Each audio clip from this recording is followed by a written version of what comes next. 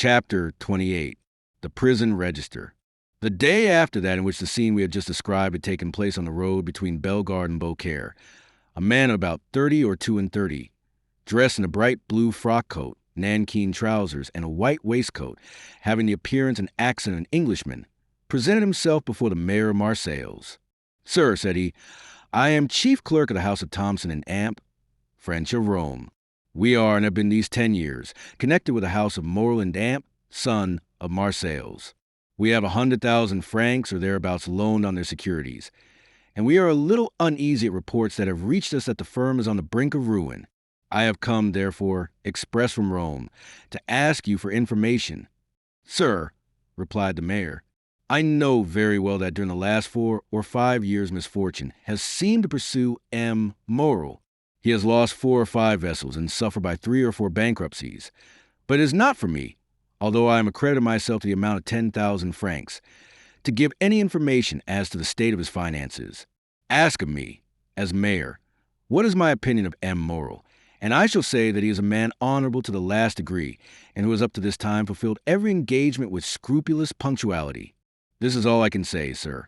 If you wish to learn more, address yourself to M. de Beauville, the inspector of prisons, number 15, Rue de Noailles. He has, I believe, 200,000 francs in Morel's hands, and if there be any grounds for apprehension, as this is a greater amount than mine, you will most probably find him better informed than myself." The Englishman seemed to appreciate this extreme delicacy, made his bow, and went away, proceeding with a characteristic British stride towards the street mentioned. M. de Beauville was in his private room, and the Englishman, on perceiving him, made a gesture of surprise, which seemed to indicate that it was not the first time he had been in his presence. As to M. de Beauville, he was in such a state of despair that it was evident all the faculties of his mind, absorbed in the thought which occupied him at the moment, did not allow either his memory or his imagination to stray to the past. The Englishman, with the coolness of his nation, addressed him in terms nearly similar to those with which he had accosted the mayor of Marseilles. "Oh, sir," exclaimed M. de Beauville, "your fears are unfortunately but too well-founded, and you see before you a man in despair. I had 200,000 francs placed in the hands of Morel and Amp.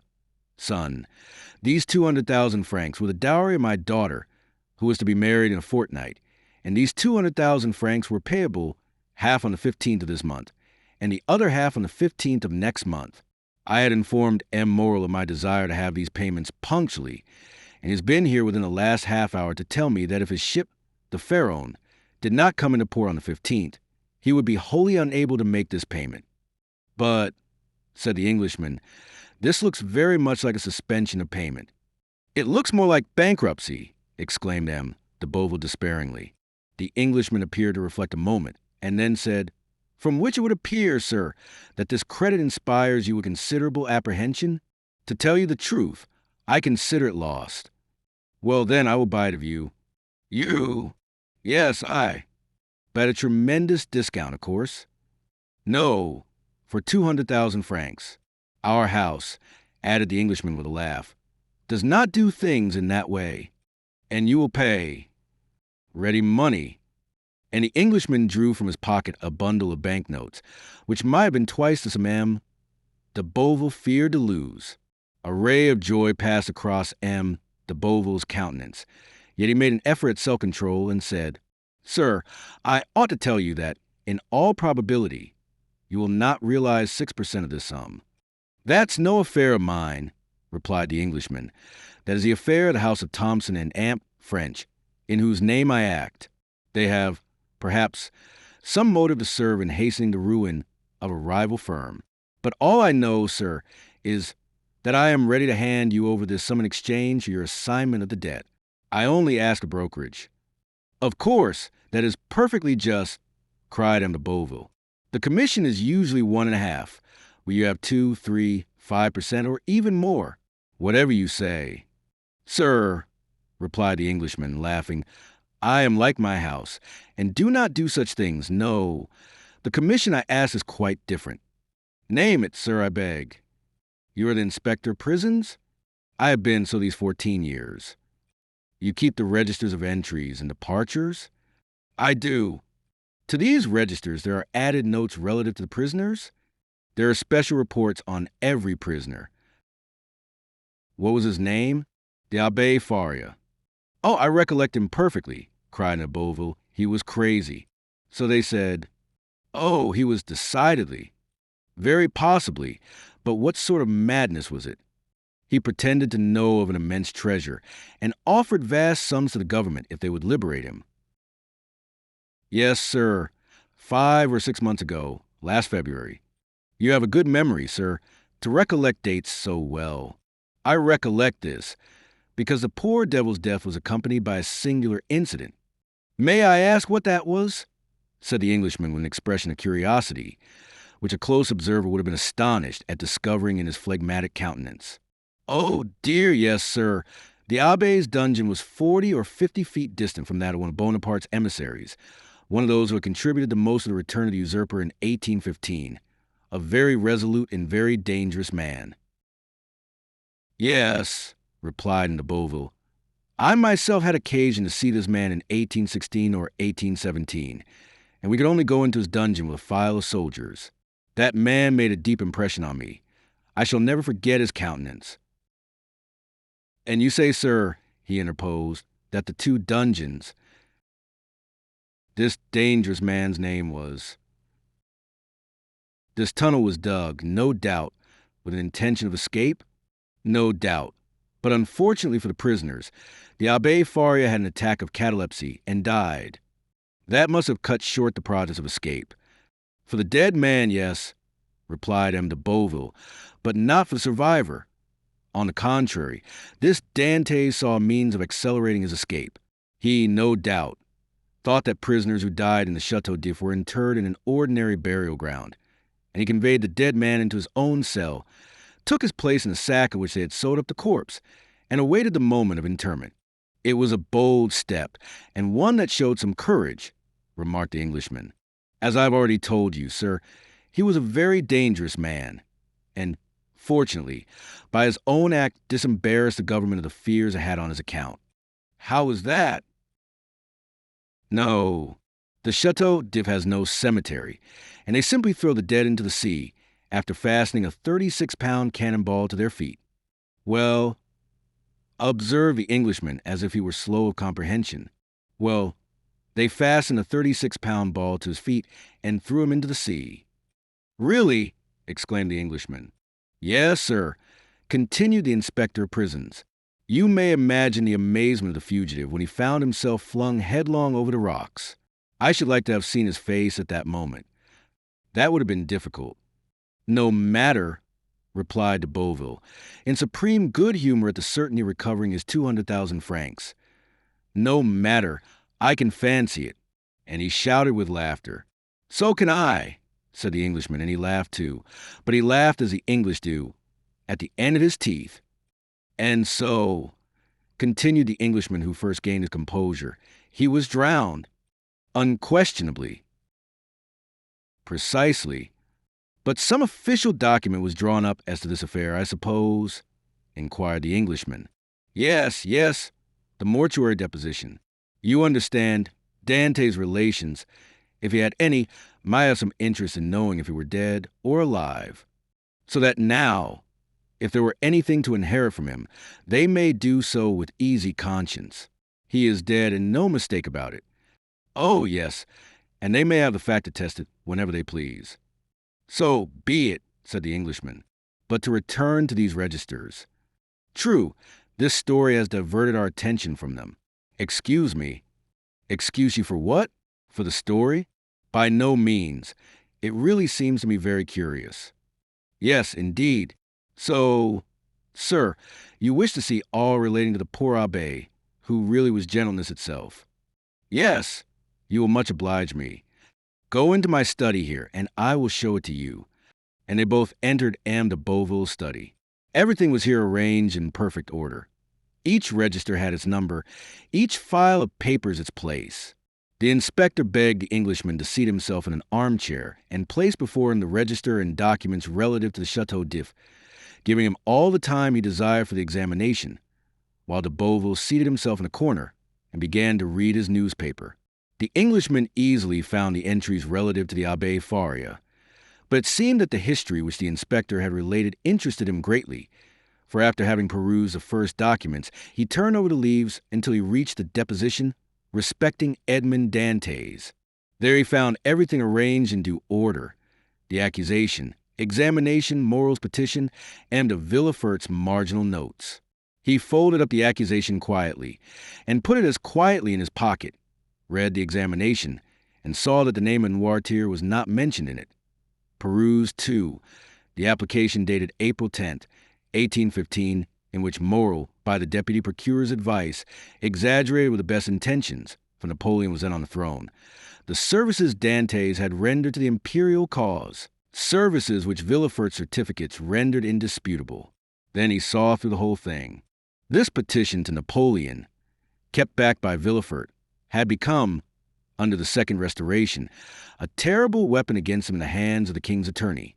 He was no longer astonished when he searched on to find in the register this note, placed in a bracket against his name: Edmond Dantès, an inveterate Bonapartist, took an active part in the return from the island of Elba, to be kept in strict solitary confinement, and to be closely watched and guarded.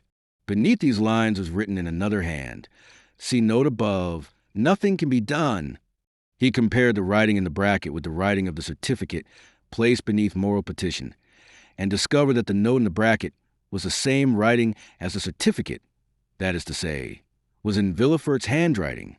As to the note which accompanied this, the Englishman understood that it might have been added by some inspector who had taken a momentary interest in Dantès' situation, but who had, from the remarks we have quoted, found it impossible to give any effect to the interest he had felt.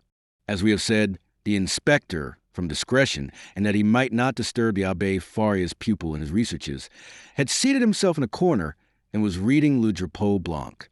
He did not see the Englishman fold up and place in his pocket the accusation written by Danglars under the arbor of La Reserve, and which had the postmark, Marseilles, February 27th, delivery 6 o'clock p.m., but it must be said that if he had seen it, he attached so little importance to this scrap of paper, and so much importance to his 200,000 francs, that he would not have opposed whatever the Englishman might do, however irregular it might be. "Thanks," said the latter, closing the register with a slam. "I have all I want.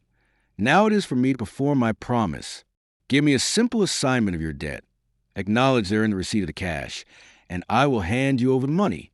He rose, gave his seat to Beauville, who took it without ceremony, and quickly drew up the required assignment, while the Englishman counted out the banknotes on the other side of the desk. Chapter 29. The House of Morel and Amp. Son, anyone who had quitted Marseilles a few years previously, well acquainted with the interior of Morel's warehouse, and had returned at this date, would have found a great change. Instead of that air of life, of comfort, and of happiness that permeates a flourishing and prosperous business establishment, instead of merry faces at the windows, busy clerks hurrying to and fro in the long corridors, instead of a court filled with bales of goods, re-echoing with the cries and the jokes of porters, one would have immediately perceived all aspect of sadness and gloom. Out of all the numerous clerks that used to fill the deserted corridor and the empty office, but two remained. One was a young man of 3 or 24, who was in love with Morel's daughter, and had remained with him in spite of the efforts of his friends to induce him to withdraw. The other was an old one-eyed cashier called Cockles or Cockeye, a nickname given him by the young men who used to throng this vast, now almost deserted beehive, and which had so completely replaced his real name that he would not, in all probability, have replied to anyone who addressed him by it. Cockles remained in Morel's service, and a most singular change had taken place in his position. He had at the same time risen to the rank of cashier, and sunk to the rank of a servant. He was, however, the same Cockles, good, patient, devoted, but inflexible on the subject of arithmetic, the only point on which he had stood firm against the world, even against Morel, and strong in the multiplication table, which he had at his fingers' ends, no matter what scheme or what trap was laid to catch him. In the midst of the disasters that befell the house, Cockles was the only one unmoved. But this did not arise from a want of affection. On the contrary, from a firm conviction, like the rats that one by one forsake the doomed ship even before the vessel weighs anchor, so all the numerous clerks had by degrees deserted the office and the warehouse. Cockles had seen them go without thinking of inquiring the cause of their departure. Everything was, as we have said, a question of arithmetic to Cockles. And during 20 years, he had always seen all payments made with such exactitude that it seemed as impossible to him that the house should stop payment, as it would to a miller that the river that had so long turned his mill should cease to flow. Nothing had as yet occurred to shake Cockles' belief. The last month's payment had been made with the most scrupulous exactitude. Cockles had detected an overbalance of 14 sous in his cash, and the same evening he had brought them to M. Morel, who, with a melancholy smile, threw them into an almost empty drawer, saying, "Thanks, Cockles, you're the pearl of cashiers." Cockles went away perfectly happy, for this eulogium of M. Morel, himself the pearl of the honest men of Marseilles, flattered him more than a present of 50 crowns. But since the end of the month, M. Morel had passed many an anxious hour. In order to meet the payments then due, he had collected all his resources, and, fearing lest a report of his distress should get bruited abroad at Marseilles when he was known to be reduced to such an extremity, he went to Beaucaire Fair to sell his wife's and daughter's jewels and a portion of his plate. By this means the end of the month was past, but his resources were now exhausted. Credit, owing to the reports afloat, was no longer to be had, and to meet the 100,000 francs due on the 15th of the present month, and the 100,000 francs due on the 15th of the next month to M. de Beauville, M. Morel had, in reality, no hope but the return of the Pharaon, of whose departure he had learned from a vessel which had weighed anchor at the same time, and which had already arrived in harbor. But this vessel, which, like the Pharaon, came from Calcutta, had been in for a fortnight, while no intelligence had been received of the Pharaon. Such was the state of affairs when, the day after his interview with M. de Beauville, the confidential clerk of the house of Thomson and Amp, French of Rome, presented himself at M. Morel's. Emmanuel received him. This young man was alarmed by the appearance of every new face, for every new face might be that of a new creditor, come in anxiety to question the head of the house. The young man, wishing to spare his employer the pain of this interview, questioned the newcomer, but the stranger declared that he had nothing to say to M. Emmanuel, and that his business was with M. Morel in person. Emmanuel sighed and summoned Cockles.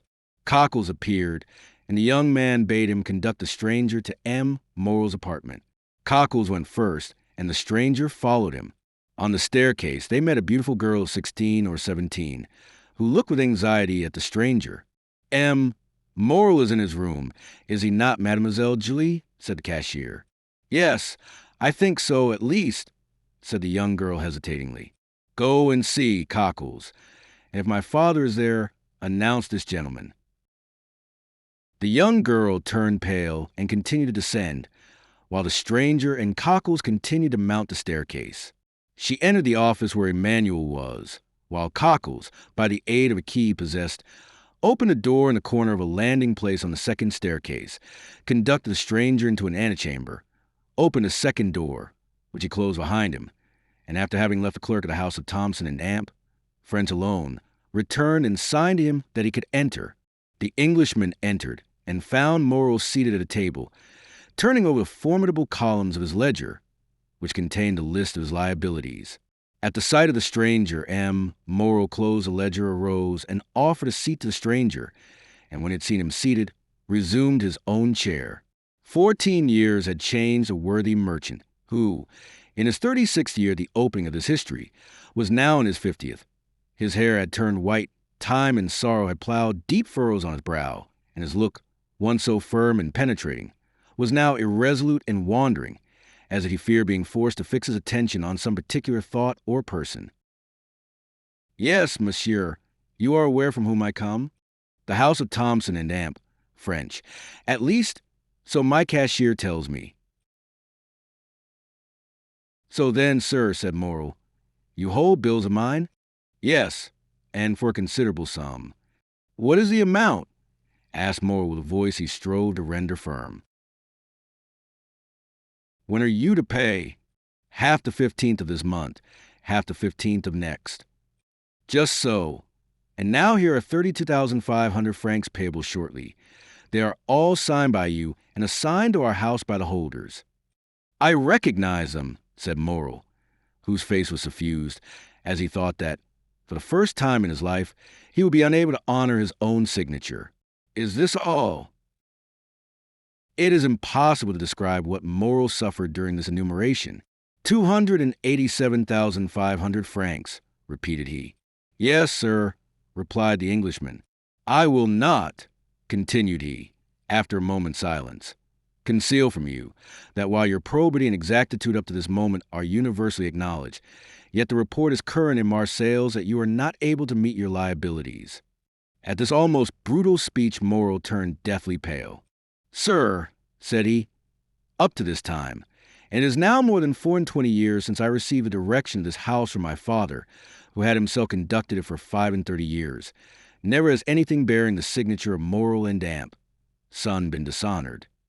I know that, replied the Englishman, but as a man of honor should answer another, tell me fairly, shall you pay these with the same punctuality? Moreau shuddered and looked at the man, who spoke with more assurance than he had hitherto shown. To questions frankly put, said he, a straightforward answer should be given. Yes, I shall pay if, as I hope, my vessel arrives safely, for its arrival will again procure me the credit which the numerous accidents, of which I have been the victim, have deprived me. But if the fair own should be lost, and this last resource be gone. The poor man's eyes filled with tears. Well, returned Moreau, it is a cruel thing to be forced to say, but already used to misfortune, I must habituate myself to shame. I fear I shall be forced to suspend payment. Have you no friends who could assist you? Moreau smiled mournfully. In business, sir, said he, one has no friends, only correspondents. It is true, murmured the Englishman. Then you have but one hope. But one. The last. So that if this fail, I am ruined, completely ruined. As I was on my way here, a vessel was coming into port. I know it, sir. A young man, who still adheres to my fallen fortunes, passes a part of his time in a belvedere at the top of the house, in hopes of being the first to announce good news to me. He has informed me of the arrival of this ship. And it is not yours? No, she is a Bordeaux vessel, La Gironde. She comes from India also, but she is not mine. Perhaps she has spoken to the Pharaoh, and brings you some tidings of her? Shall I tell you plainly one thing, sir? I dread almost as much to receive any tidings of my vessel as to remain in doubt. Uncertainty is still hope. Then in a low voice, Moreau added, this delay is not natural. The Pharaoh left Calcutta the 5th of February. She ought to have been here a month ago. What is that? Said the Englishman. What is the meaning of that noise? Oh, my God! Cried Moreau, turning pale. What is it? A loud noise was heard on the stairs of people moving hastily and half-stifled sobs. Moreau rose and advanced to the door, but his strength failed him and he sank into a chair. The two men remained opposite one another, Moreau trembling in every limb, the stranger gazing at it with an air of profound pity. The noise had ceased, but it seemed that Moreau expected something. Something had occasioned the noise, and something must follow. The stranger fancied he heard footsteps on the stairs, and that the footsteps, which were those of several persons, stopped at the door. A key was inserted in the lock of the first door, and the creaking of hinges was audible. There are only two persons who have the key to that door, murmured Moreau, Cockles and Julie. At this instant the second door opened, and a young girl, her eyes bathed with tears, appeared. Moreau rose tremblingly, supporting himself by the arm of the chair. He would have spoken, but his voice failed him. "Oh, father," said she, clasping her hands, "forgive your child for being the bearer of evil tidings." Moreau again changed color. Julie threw herself into his arms. "Oh, father, father," murmured she, "courage." "The Pharaoh has gone down, then," said Moreau in a hoarse voice. The young girl did not speak, but she made an affirmative sign with her head as she lay on her father's breast. "And the crew?" asked Moreau. "Saved," said the girl. "Saved by the crew of the vessel that has just entered the harbor." Moreau raised his two hands to heaven with an expression of resignation and sublime gratitude. "Thanks, my God," said he. "At least thou strikest for me alone." A tear moistened the eye of the phlegmatic Englishman. Come in," said Moreau, "for I presume you are all at the door." Scarcely had he uttered those words when Madame Moreau entered weeping bitterly. Emmanuel followed her, and in the antechamber were visible the rough faces of 7 or 8 half-naked sailors. At the sight of these men, the Englishman started and advanced a step, then restrained himself, and retired into the farthest and most obscure corner of the apartment. Madame Moreau sat down by her husband and took one of his hands in hers. Julie still lay with her head on his shoulder. Emmanuel stood in the center of the chamber and seemed to form the link between Moreau's family and the sailors at the door. "How did this happen?" said Moreau. "Draw nearer, Penelon," said the young man, "and tell us all about it." An old seaman, bronzed by the tropical sun, advanced, twirling the remains of a hat between his hands. "Good day, M. Moreau," said he, as if he had just quitted Marseilles the previous evening and had just returned from Aix or Toulon. "Good day, Penelon," returned Moreau, who could not refrain from smiling through his tears. "Where's the captain?" "Well, now tell your story, Penelon." Penelon rolled his quid in his cheek, placed his hand before his mouth, turned his head, and sent a long jet of tobacco juice into the antechamber, advanced his foot, balanced himself, and began. "You see, M. Moreau," said he, "we were somewhere between Cape Blanc and Cape Boyador, sailed with a fair breeze, south-southwest after a week's calm, when Captain Garmer comes up to me, I was at the helm, I should tell you, and says, 'Penelon, what do you think of those clouds coming up over there?' I was just then looking at them myself. What do I think, Captain? Why, I think that they are rising faster than they have any business to do, and that they would not be so black if they didn't mean mischief." "That's my opinion, too," said the captain, "and I'll take precautions accordingly.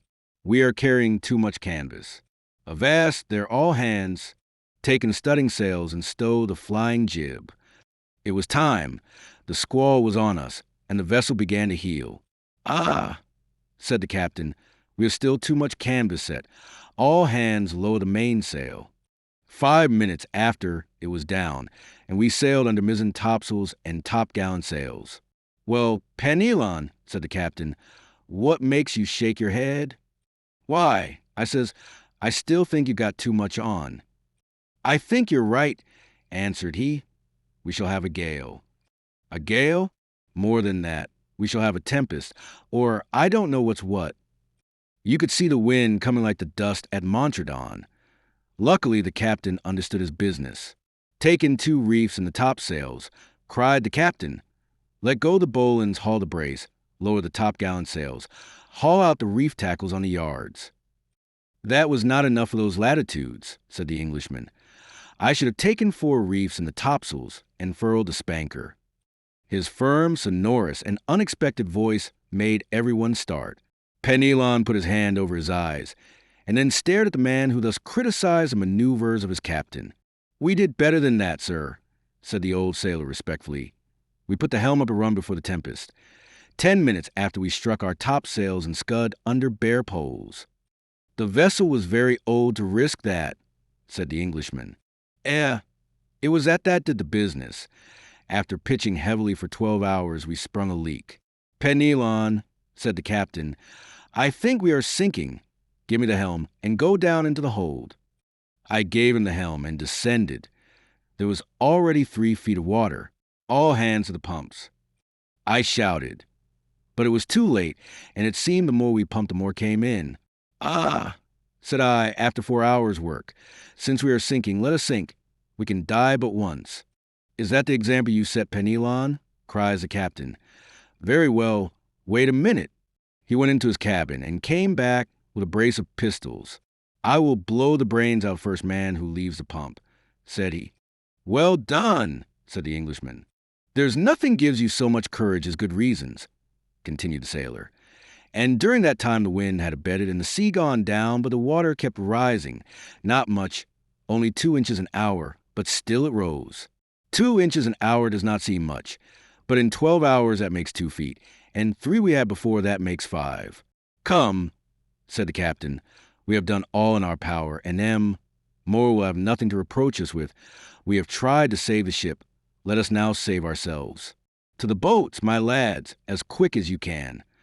"Now," continued Penelon, "you see, M. Moreau, a sailor is attached to his ship, but still more to his life. So we did not wait to be told twice, the more so that the ship was sinking under us and seemed to say, "Get along, save yourselves." We soon launched the boat, and all 8 of us got into it. The captain descended last, or rather, he did not descend, he would not quit the vessel. So I took him round the waist and threw him into the boat, and then I jumped after him. It was time, for just as I jumped, the deck burst with noise like the broadside of a man of war. 10 minutes after she pitched forward, then the other way, spun round and round, and then goodbye to the Pharaon. As for us, we were 3 days without anything to eat or drink, so that we began to think of drawing lots who should feed the rest. When we saw La Gironda, we made signals of distress. She perceived us, made for us, and took us all on board. There now am moral, that's the whole truth on the honor of a sailor. Is not it true, you fellows there? A general murmur of approbation showed that the narrator had faithfully detailed their misfortunes and sufferings. Well, well, said a moral, I know there was no one in fault but destiny. It was the will of God that this should happen. Blessed be his name. What wages are due to you? Yes, but we will talk of it. Well, then 3 months, said Penelon. Cockles, pay 200 francs to each of these good fellows, said Moreau. At another time, added he, I should have said, give them, besides. 200 francs over as a present, but times are changed, and the little money that remains to me is not my own, so do not think me mean on this account. Penelon turned to his companions, and exchanged a few words with them. As for what? The money. Well, we all say that 50 francs will be enough for us at present, and that we will wait for the rest. Thanks, my friends, thanks, cried Moreau gratefully. Take it, and if you can find another employer, enter his service. You are free to do so. These last words produced a prodigious effect on the seaman.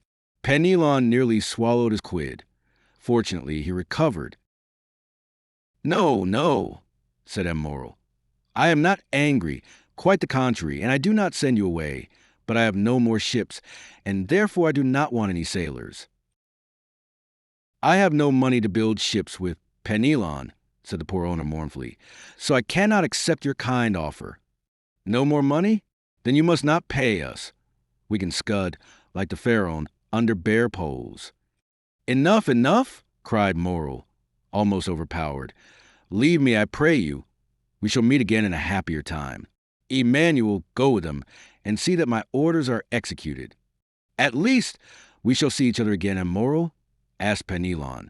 Yes, I hope so, at least. Now go. He made a sign to Cockles, who went first. The seaman followed him, and Emmanuel brought up the rear. Now, said the owner to his wife and daughter, leave me. I wish to speak with this gentleman. And he glanced towards the clerk of Thompson and Amp, French, who had remained motionless in the corner during this scene, in which he had taken no part, except the few words we have mentioned. The 2 women looked at this person whose presence they had entirely forgotten and retired.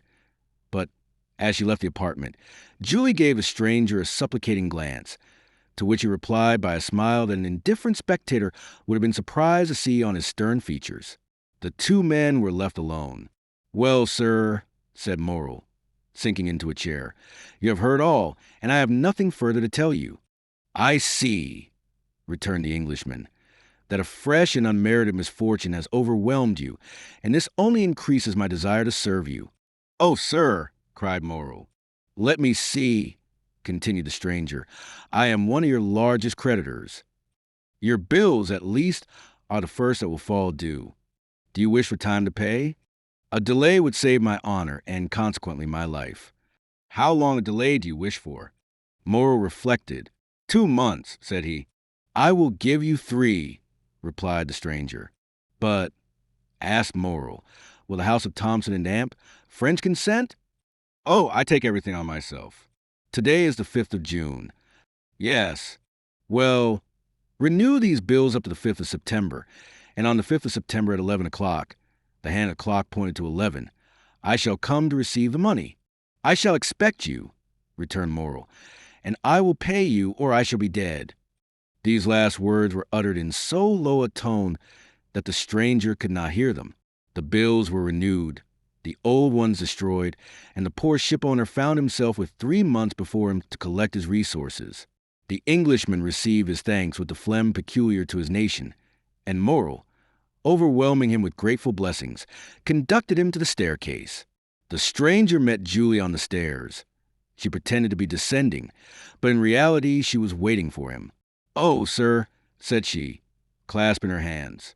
"Mademoiselle," said the stranger, "one day you will receive a letter signed Sinbad the Sailor. Do exactly what the letter bids you, however strange it may appear." "Yes, sir," returned Julie. "Do you promise?" "I swear to you I will." "It is well. Adieu, mademoiselle. Continue to be the good, sweet girl you are at present, and I have great hopes that heaven will reward you by giving you Emmanuel for a husband." Julie uttered a faint cry, blushed like a rose, and leaned against the baluster. The stranger waved his hand and continued to descend.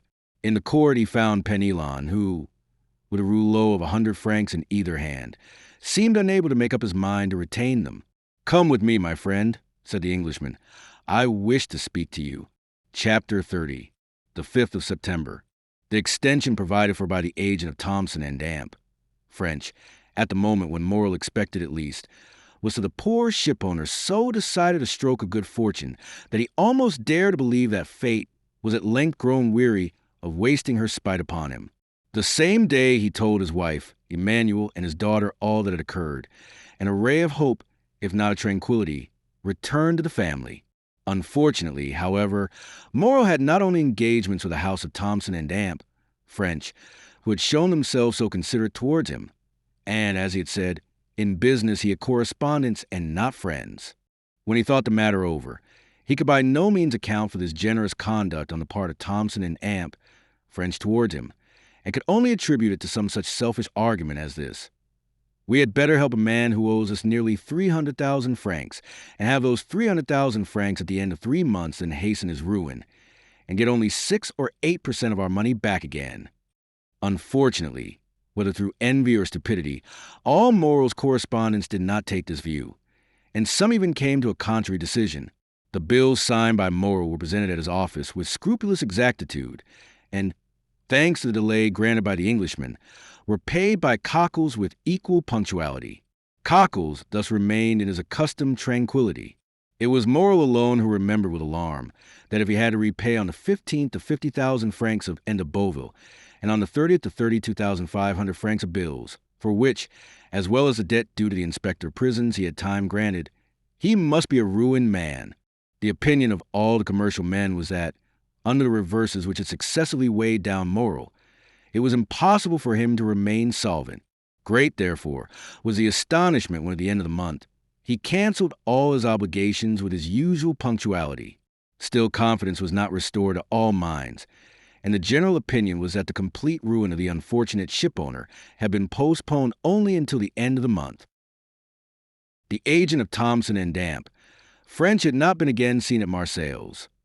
The day after, or 2 days after his visit to Morrel, he had disappeared, and as in that city he had had no intercourse but with the mayor, the inspector of prisons, and M. Morrel, his departure left no trace except in the memories of these 3 persons.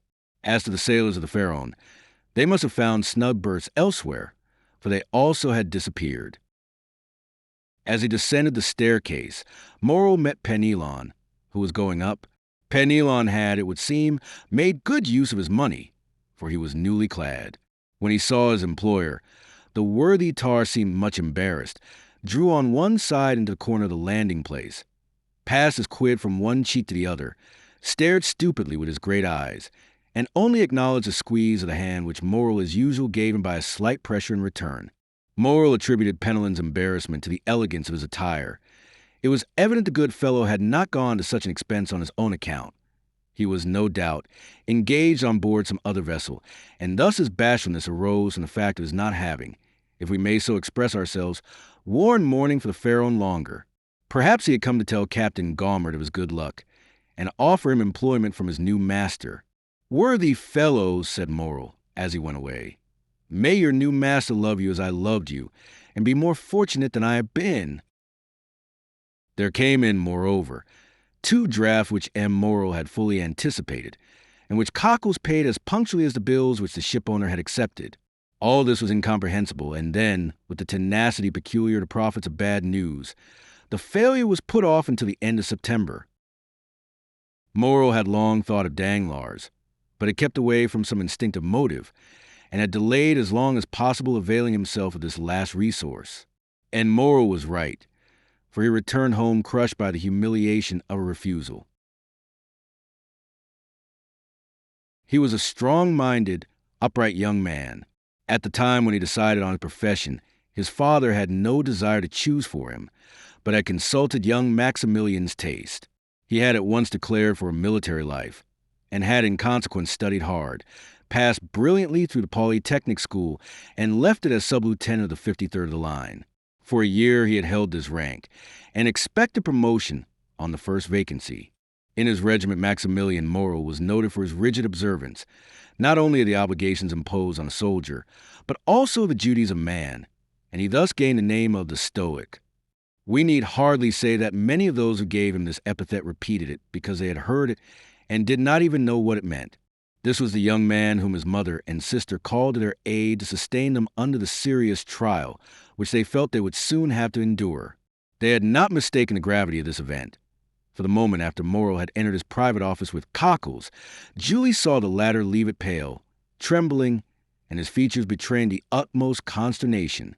She would have questioned him as he passed by her, but the worthy creature hastened down the staircase with unusual precipitation, and only raised his hands to heaven and exclaimed.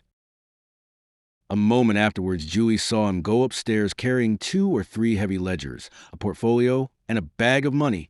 Morrow examined the ledgers, opened the portfolio, and counted the money. All his funds amounted to 6,000 or 8,000 francs. His bills receivable up to the 5th to 4,000 or 5,000, which, making the best of everything, gave him 14,000 francs to meet debts amounting to 287,500 francs. He had not even the means for making a possible settlement on account. As to Cockles, he seemed completely bewildered. For part of the day he went into the courtyard, seated himself on a stone with his head bare and exposed to the blazing sun. Emmanuel tried to comfort the women, but his eloquence faltered.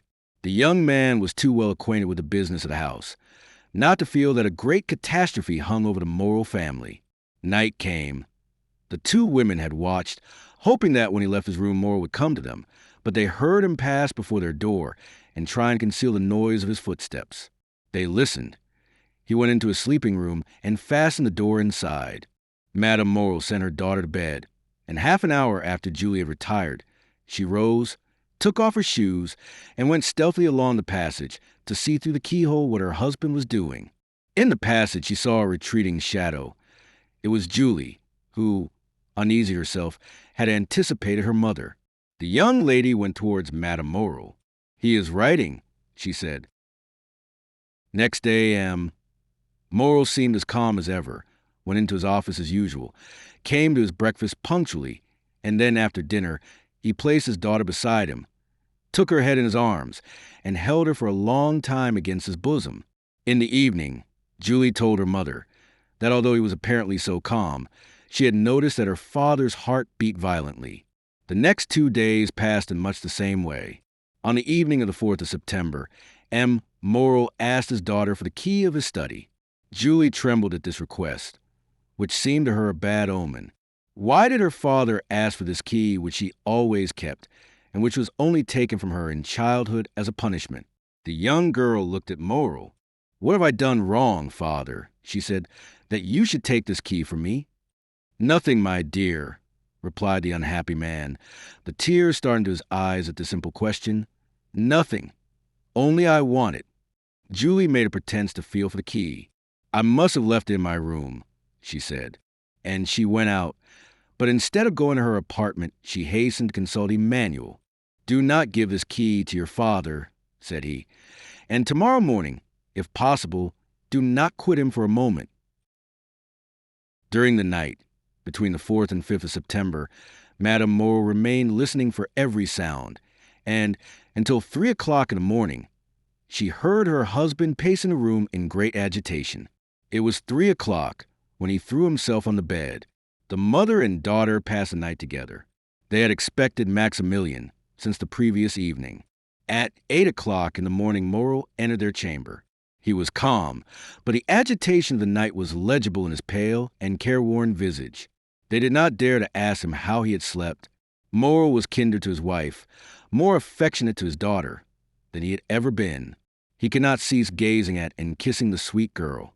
Julie, mindful of Emmanuel's request, was following her father when he quitted the room, but he said to her quickly, "Remain with your mother, dearest."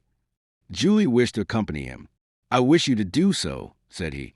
This was the first time Morel had ever so spoken, but he said it in a tone of paternal kindness, and Julie did not dare to disobey. She remained at the same spot, standing mute and motionless. An instant afterwards the door opened. She felt two arms encircle her, and a mouth pressed her forehead. She looked up and uttered an exclamation of joy. "Maximilian, my dearest brother," she cried. At these words Madame Morel rose and threw herself into her son's arms. "Mother," said the young man, looking alternately at Madame Morel and her daughter, "what has occurred? What has happened? Your letter has frightened me, and I have come hither with all speed." "Julie," said Madame Morel, making a sign to the young man, "go and tell your father that Maximilian has just arrived." The young lady rushed out of the apartment. But on the first step of the staircase, she found a man holding a letter in his hand. "Are you not Mademoiselle Julie Morel?" inquired the man, with a strong Italian accent. "Yes, sir," replied Julie with hesitation. "What is your pleasure? I do not know you." "Read this letter," he said, handing it to her. Julie hesitated. "It concerns the best interests of your father," said the messenger. The young girl hastily took the letter from him. She opened it quickly and read, "Go this moment to the Olys de Mailhan. Enter the house number 15. Ask the porter for the key of the room on the 5th floor. Enter the apartment. Take from the corner of the mantelpiece a purse netted in red silk and give it to your father. It is important that he should receive it before 11 o'clock. You promise to obey me implicitly. Remember your oath. Sinbad the Sailor." The young girl uttered a joyful cry, raised her eyes, looked round to question the messenger, but he had disappeared. She cast her eyes again over the note to peruse it a second time, and saw there was a postscript. She read, "It is important that you should fulfill this mission in person, and alone. If you go accompanied by any other person, or should anyone else go in your place, the porter will reply that he does not know anything about it." This postscript decreased greatly the young girl's happiness. Was there nothing to fear? Was there not some snare laid for her? Her innocence had kept her in ignorance of the dangers that might assail a young girl of her age. But there is no need to know danger in order to fear it. Indeed, it may be observed that it is usually unknown perils that inspire the greatest terror. Julie hesitated and resolved to take counsel. Yet, through a singular impulse, it was neither to her mother nor her brother that she applied, but to Emmanuel.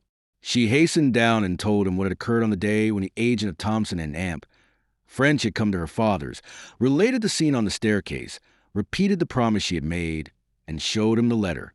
"You must go, then, mademoiselle," said Emmanuel. "Go there?" murmured Julie. "Yes, I will accompany you." "But did you not read that I must be alone?" said Julie. "And you shall be alone," replied the young man. "I will await you at the corner of the Rue du Musée, and if you are so long absent as to make me uneasy, I will hasten to rejoin you, and woe to him of whom you shall have cause to complain to me." "Then, Emmanuel," said the young girl with hesitation, "it is your opinion that I should obey this invitation?" "Yes. Did not the messenger say your father's safety depended upon it?" "But what danger threatens him, then, Emmanuel?" she asked. Emmanuel hesitated a moment, but his desire to make Julie decide immediately made him reply. "Listen," he said. "Today is the 5th of September, is it not?" "Yes." "Today, then, at 11 o'clock, your father has nearly 300,000 francs to pay?" "Yes, we know that." "Well, then," continued Emmanuel, "we have not 15,000 francs in the house." "What will happen then?" "Why, if today before 11 o'clock your father has not found someone who will come to his aid, he will be compelled at 12 o'clock to declare himself a bankrupt." While he was yet at the door of the study, he heard the bedroom door open, turned, and saw his father. Instead of going direct to his study, Moral had returned to his bedchamber, which he was only this moment quitting. Moral uttered a cry of surprise at the sight of his son, of whose arrival he was ignorant. He remained motionless on the spot, pressing with his left hand something he concealed under his coat. Maximilian sprang down the staircase and threw his arms round his father's neck. But suddenly he recoiled and placed his right hand on Moral's breast. "Oh, this is what I feared," said Moral. "Father, Father, in heaven's name," exclaimed the young man, "what are these weapons for?" "Maximilian," replied Moral, looking fixedly at his son, "you are a man and a man of honor. Come, and I will explain to you."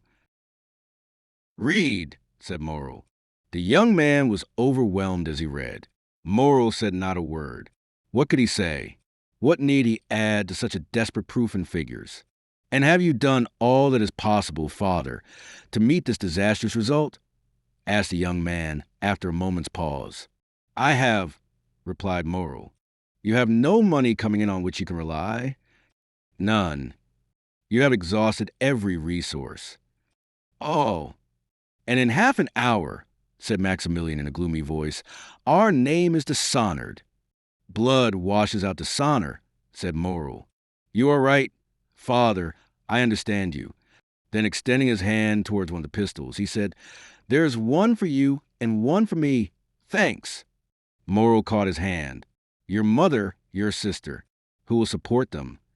A shudder ran through the young man's frame. "Father," he said, "do you reflect that you are bidding me to live?" "Yes, I do so bid you," answered Moral. "It is your duty. You have a calm, strong mind, Maximilian.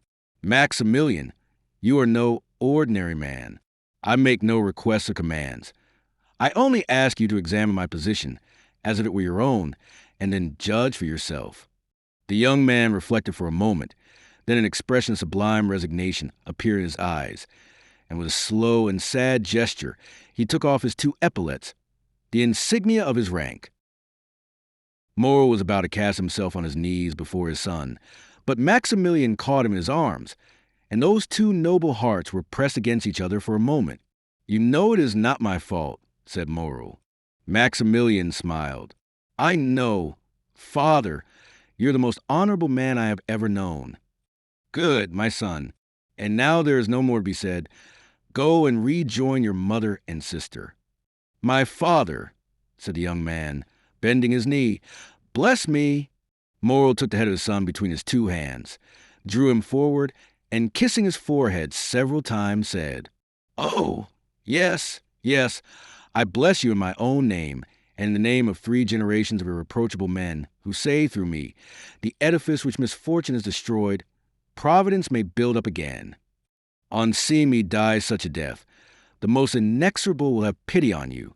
To you, perhaps, they will accord a time they have refused to me.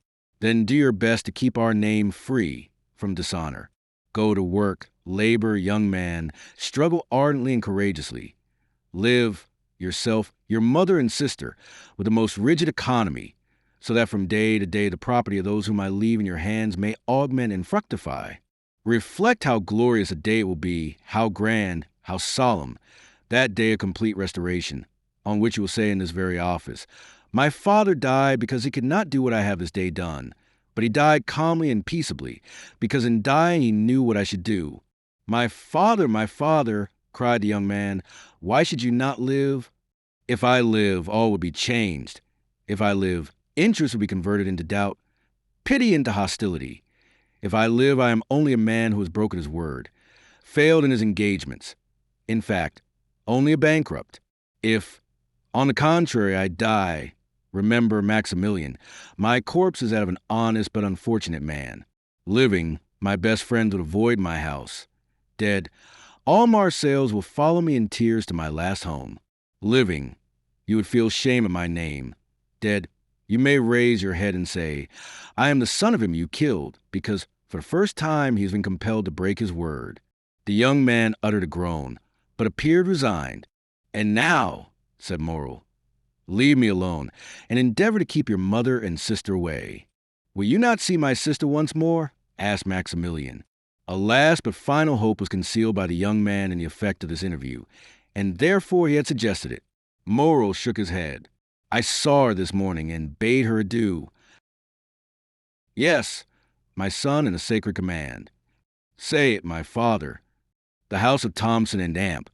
French is the only one who, from humanity or it may be selfishness, it is not for me to read men's hearts, has had any pity for me, its agent, who will in 10 minutes present himself to receive the amount of a bill of 287,500 francs.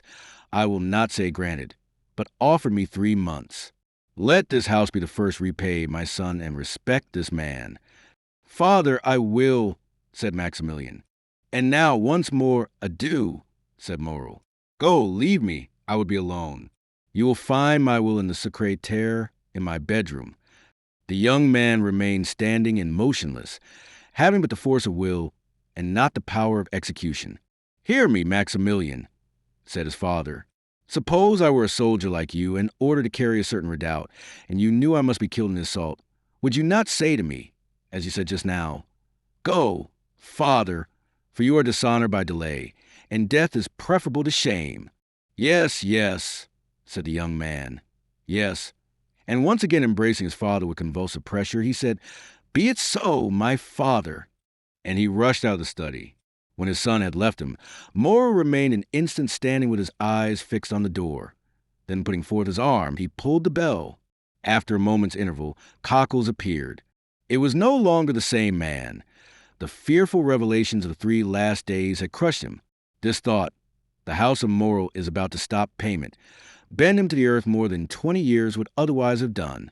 My worthy Cockles, said Moreau in a tone impossible to describe, do you remain in the antechamber? When the gentleman who came 3 months ago, the agent of Thomson and Amp, French, arrives, announces arrival to me. Cockles made no reply. He made a sign with his head, went into the anteroom, and seated himself. Moreau fell back in his chair, his eyes fixed on the clock. There were 7 minutes left, that was all. The hand moved on with incredible rapidity. He seemed to see its motion.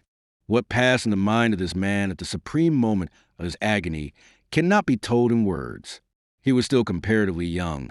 He was surrounded by the loving care of a devoted family, but had convinced himself by a course of reasoning, illogical perhaps, yet certainly plausible, that he must separate himself from all he held dear in the world, even life itself. To form the slightest idea of his feelings, one must have seen his face with an expression of enforced resignation and its tear-moistened eyes raised to heaven. The minute hand moved on. The pistols were loaded. He stretched forth his hand, took one up, and murmured his daughter's name. Then he laid it down, seized his pen, and wrote a few words. It seemed to him as if he had not taken a sufficient farewell of his beloved daughter. Then he turned again to the clock, counting time now not by minutes, but by seconds. He took up the deadly weapon again, his lips parted and his eyes fixed on the clock, and then shuddered at the click of the trigger as he cocked the pistol. At this moment of mortal anguish, the cold sweat came forth upon his brow. A pang stronger than death clutched at his heartstrings. He heard the door of the staircase creak on its hinges. The clock gave its warning to strike 11. The door of his study opened. Moreau did not turn round. He expected these words of Cockles, the agent of Thomson and Amp, French. He placed the muzzle of the pistol between his teeth. Suddenly he heard a cry. It was his daughter's voice. He turned and saw Julie. The pistol fell from his hands. My father, cried the young girl out of breath and half dead with joy. Saved! You are saved. And she threw herself into his arms, holding in her extended hand a red netted silk purse.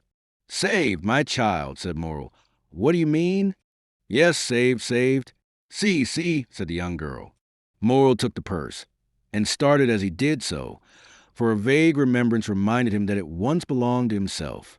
At one end was a receipted bill for the 287,000 francs, and at the other was a diamond as large as a hazelnut, with these words on a small slip of parchment, Julie's dowry. Moreau passed his hand over his brow. It seemed to him a dream. At this moment the clock struck 11. He felt as if each stroke of the hammer fell upon his heart. Explain, my child, he said. Explain, my child, he said. Explain. Where did you find this purse? In a house in the Allées de Mailhan, Number 15, on the corner of a mantelpiece in a small room on the 5th floor. But, cried Morel, this purse is not yours. Julie handed to her father the letter she had received in mourning. And did you go alone? Asked Morel, after he had read it. Emmanuel accompanied me, father. He was to have waited for me at the corner of the Rue du Musée. But, strange to say, he was not there when I returned. Monsieur Morel, exclaimed a voice on the stairs. Monsieur Morel? It is his voice, said Julie. At this moment Emmanuel entered, his countenance full of animation and joy. The Pharaon, he cried. The Pharaon? What? What? The Pharaon. Are you mad, Emmanuel? You know the vessel is lost. The Pharaon, sir, they signal the Pharaon. The Pharaon is entering the harbor. My dear friend, said Morel, if this be so, it must be a miracle of heaven. Impossible, impossible. But what was real and not less incredible was the purse he held in his hand, the acceptance receipted, the splendid diamond. Ah, sir, exclaimed Cockles, what can it mean, the Pharaon? Come, dear one, said Morel, rising from his seat. Let us go and see, and heaven have pity upon us if it be false intelligence. And wonderful to see, in front of the Tower of St. John, was a ship bearing on her stern these words, printed in white letters, the Pharaon, Morel and Damp, son of Marseilles. She was the exact duplicate of the other Pharaon, and loaded, as that had been, with cochineal and indigo. She cast anchor, clewed up sails, and on the deck was Captain Gomer giving orders, and good old Penelon making signals to M. Morel. To doubt any longer was impossible. There was the evidence of the senses, and 10,000 persons who came to corroborate the testimony. As Morel and his son embraced on the pierhead, in the presence and amid the applause of the whole city witnessing this event, a man, with his face half covered by a black beard, and who, concealed behind a sentry box, watched the scene with delight, uttered these words in a low tone.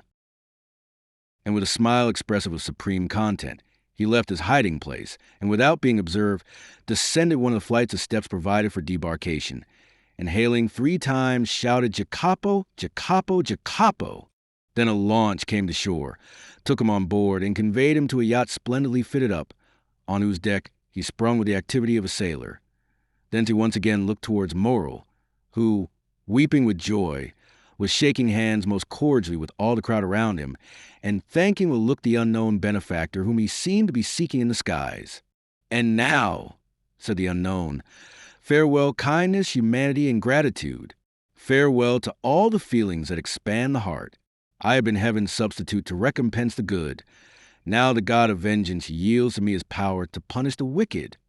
At these words he gave a signal, and, as if only awaiting this signal, the yacht instantly put out to sea. Chapter 31. Italy. Sinbad the Sailor. Toward the beginning of the year 1838, 2 young men belonging to the First Society of Paris, the Viscount Albert de Morcerf and the Baron Franz d'Épinay, were at Florence. They had agreed to see the carnival at Rome that year, and that Franz, who for the last 3 or 4 years had inhabited Italy, should act as cicerone to Albert.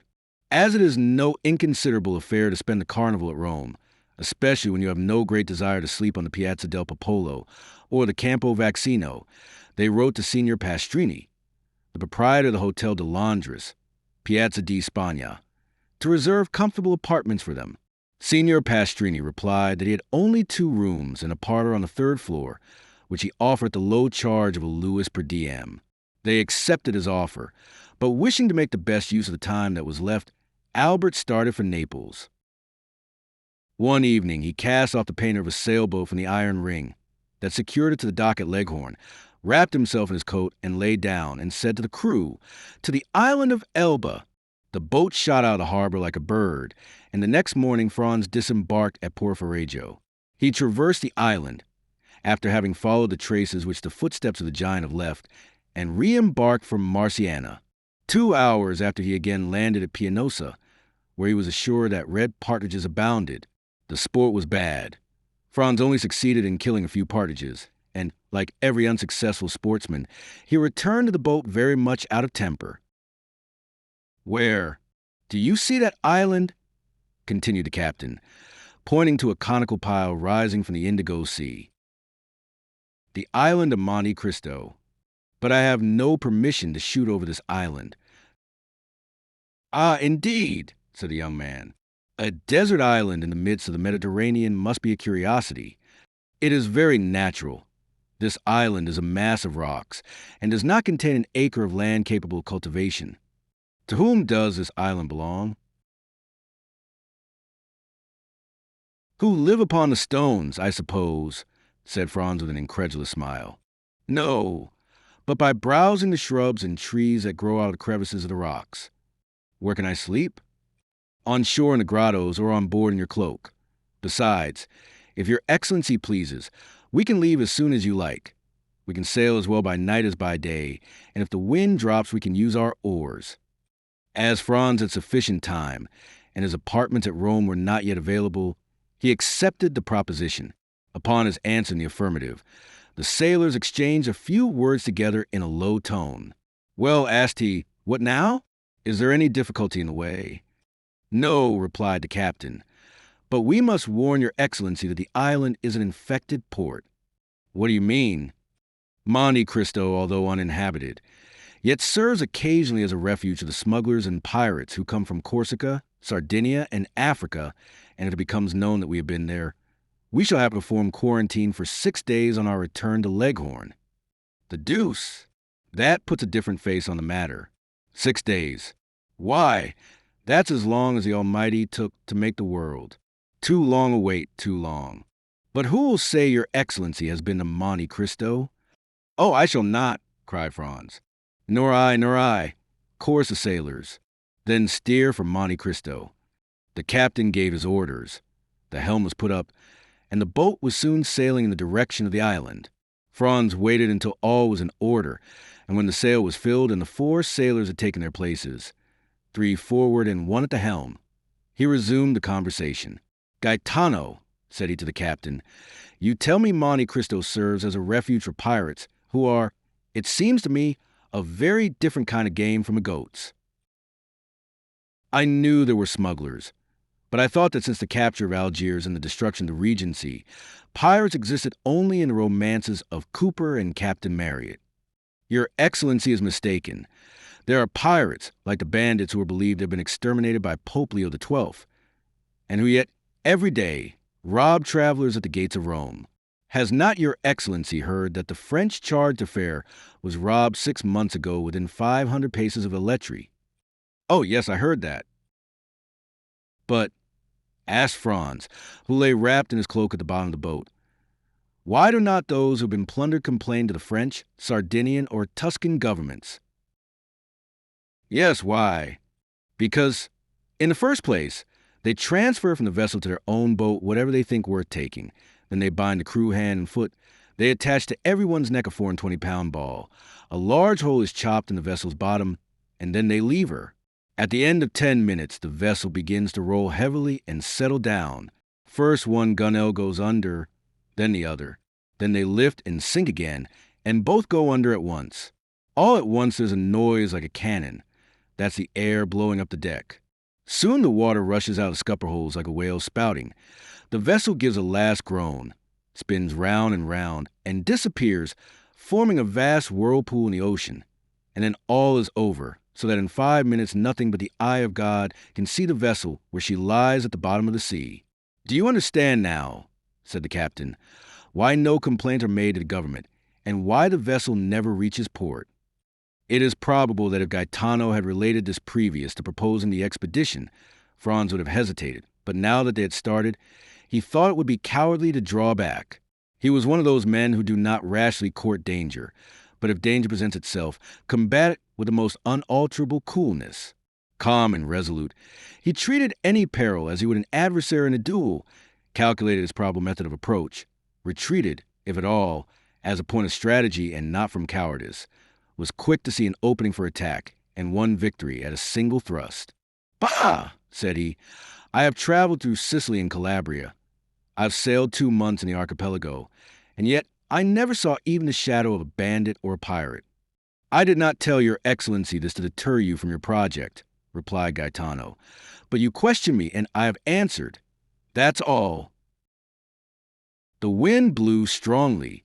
The boat made 6 or 7 knots an hour, and they were rapidly reaching the end of their voyage. As they drew near, the island seemed to lift from the sea, and the air was so clear that they could already distinguish the rocks heaped on one another, like cannonballs in arsenal, with green bushes and trees growing in the crevices. As for the sailors, although they appeared perfectly tranquil, yet it was evident that they were on the alert, and that they carefully watched the glassy surface over which they were sailing, and on which a few fishing boats, with their white sails, were alone visible. They were within 15 miles of Monte Cristo when the sun began to set behind Corsica, whose mountains appeared against the sky, showing their rugged peaks in bold relief. This massive rock, like the giant Adamastor, rose dead ahead, a formidable barrier, and intercepting the light that gilded its massive peaks, so that the voyagers were in shadow. Fortunately, the mariners were used to these latitudes and knew every rock in the Tuscan archipelago, for in the midst of this obscurity Franz was not without uneasiness. Corsica had long since disappeared, and Monte Cristo itself was invisible, but the sailors seemed, like the lynx, to see in the dark, and the pilot who steered did not evince the slightest hesitation. An hour had passed since the sun had set, when Franz fancied he saw, at a quarter of a mile to the left, a dark mass, but he could not precisely make out what it was, and fearing to excite the mirth of the sailors by mistaking a floating cloud for land, he remained silent. Suddenly a great light appeared on the strand. Land might resemble a cloud, but the fire was not a meteor. "Hush," said the captain. "It is a fire. But you told me the island was uninhabited." "And for pirates," returned Gaetano, repeating Franz's words. "It is for that reason I have given orders to pass the island, for as you see, the fire is behind us." "Oh, that goes for nothing," said Gaetano. "If you can guess the position of the island in the darkness, you will see that the fire cannot be seen from the side or from Pianosa, but only from the sea. You think, then, this fire indicates the presence of unpleasant neighbors? That is what we must find out," returned Gaetano, fixing his eyes on this terrestrial star. "How can you find out?" "You shall see." Gaetano consulted with his companions, and after 5 minutes' discussion a maneuver was executed which caused the vessel to tack about. They returned the way they had come, and in a few minutes the fire disappeared, hidden by an elevation of the land. The pilot again changed the course of the boat, which rapidly approached the island, and was soon within 50 paces of it. Gaetano lowered the sail, and the boat came to rest. All this was done in silence, and from the moment that their course was changed, not a word was spoken.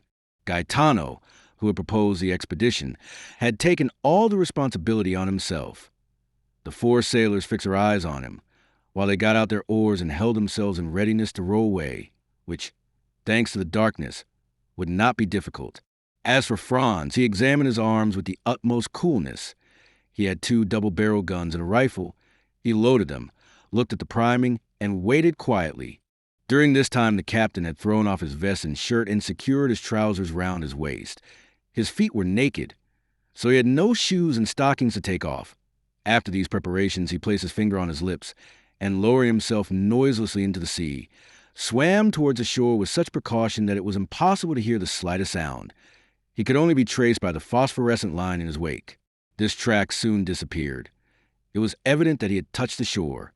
Everyone on board remained motionless for half an hour, when the same luminous track was again observed, and the swimmer was soon on board. "Well," exclaimed Franz and the sailors in unison. "They are Spanish smugglers," said he. "They have with them 2 Corsican bandits." "And what are these Corsican bandits doing here with Spanish smugglers?" "Alas," returned the captain with an accent of the most profound pity, "we ought always to help one another. Very often the bandits are hard-pressed by gendarmes or carbineers. Well, they see a vessel, and good fellows like us on board. They come and demand hospitality of us. You can't refuse help to a poor hunted devil. We receive them, and for greater security, we stand out to sea. This costs us nothing and saves the life, or at least the liberty, of a fellow creature, who on the first occasion returns the service by pointing out some safe spot where we can land our goods without interruption." "Ah," said Franz, "then you are a smuggler occasionally, Gaetano? Then you know the men who are now on Monte Cristo?" "Oh, yes. We sailors are like Freemasons and recognize each other by signs. And do you think we have nothing to fear if we land? Nothing at all. Smugglers are not thieves. But these two Corsican bandits, said Franz, calculating the chances of peril. It is not their fault that they are bandits, but that of the authorities. How so? Because they are pursued for having made a stiff, as if it was not in a Corsican's nature to revenge himself. What do you mean by having made a stiff? Having assassinated a man? Said Franz, continuing his investigation. I mean that they have killed an enemy, which is a very different thing, returned the captain. Well, said the young man, let us demand hospitality of these smugglers and bandits. Do you think they will grant it? Without doubt. How many are they? 4, and the 2 bandits make 6. Just our number, so that if they prove troublesome, we shall be able to hold them in check. So, for the last time, steer to Monte Cristo. Yes, but your excellency will permit us to take all due precautions. By all means, be as wise as Nestor and as prudent as Ulysses. I do more than permit, I exhort you. Silence, then, said Gaetano. Everyone obeyed. For a man who, like Franz, viewed his position in its true light, it was a grave one. He was alone in the darkness with sailors whom he did not know, and who had no reason to be devoted to him, who knew that he had several thousand francs in his belt, and who had often examined his weapons, which were very beautiful, if not with envy, at least with curiosity. On the other hand, he was about to land, without any other escort than these men, on an island which had, indeed, a very religious name, but which did not seem Franz likely to afford him much hospitality, thanks to the smugglers and bandits. The history of the scuttled vessels, which had appeared improbable during the day, seemed very probable at night. Placed as he was between 2 possible sources of danger, he kept his eye on the crew and his gun in his hand.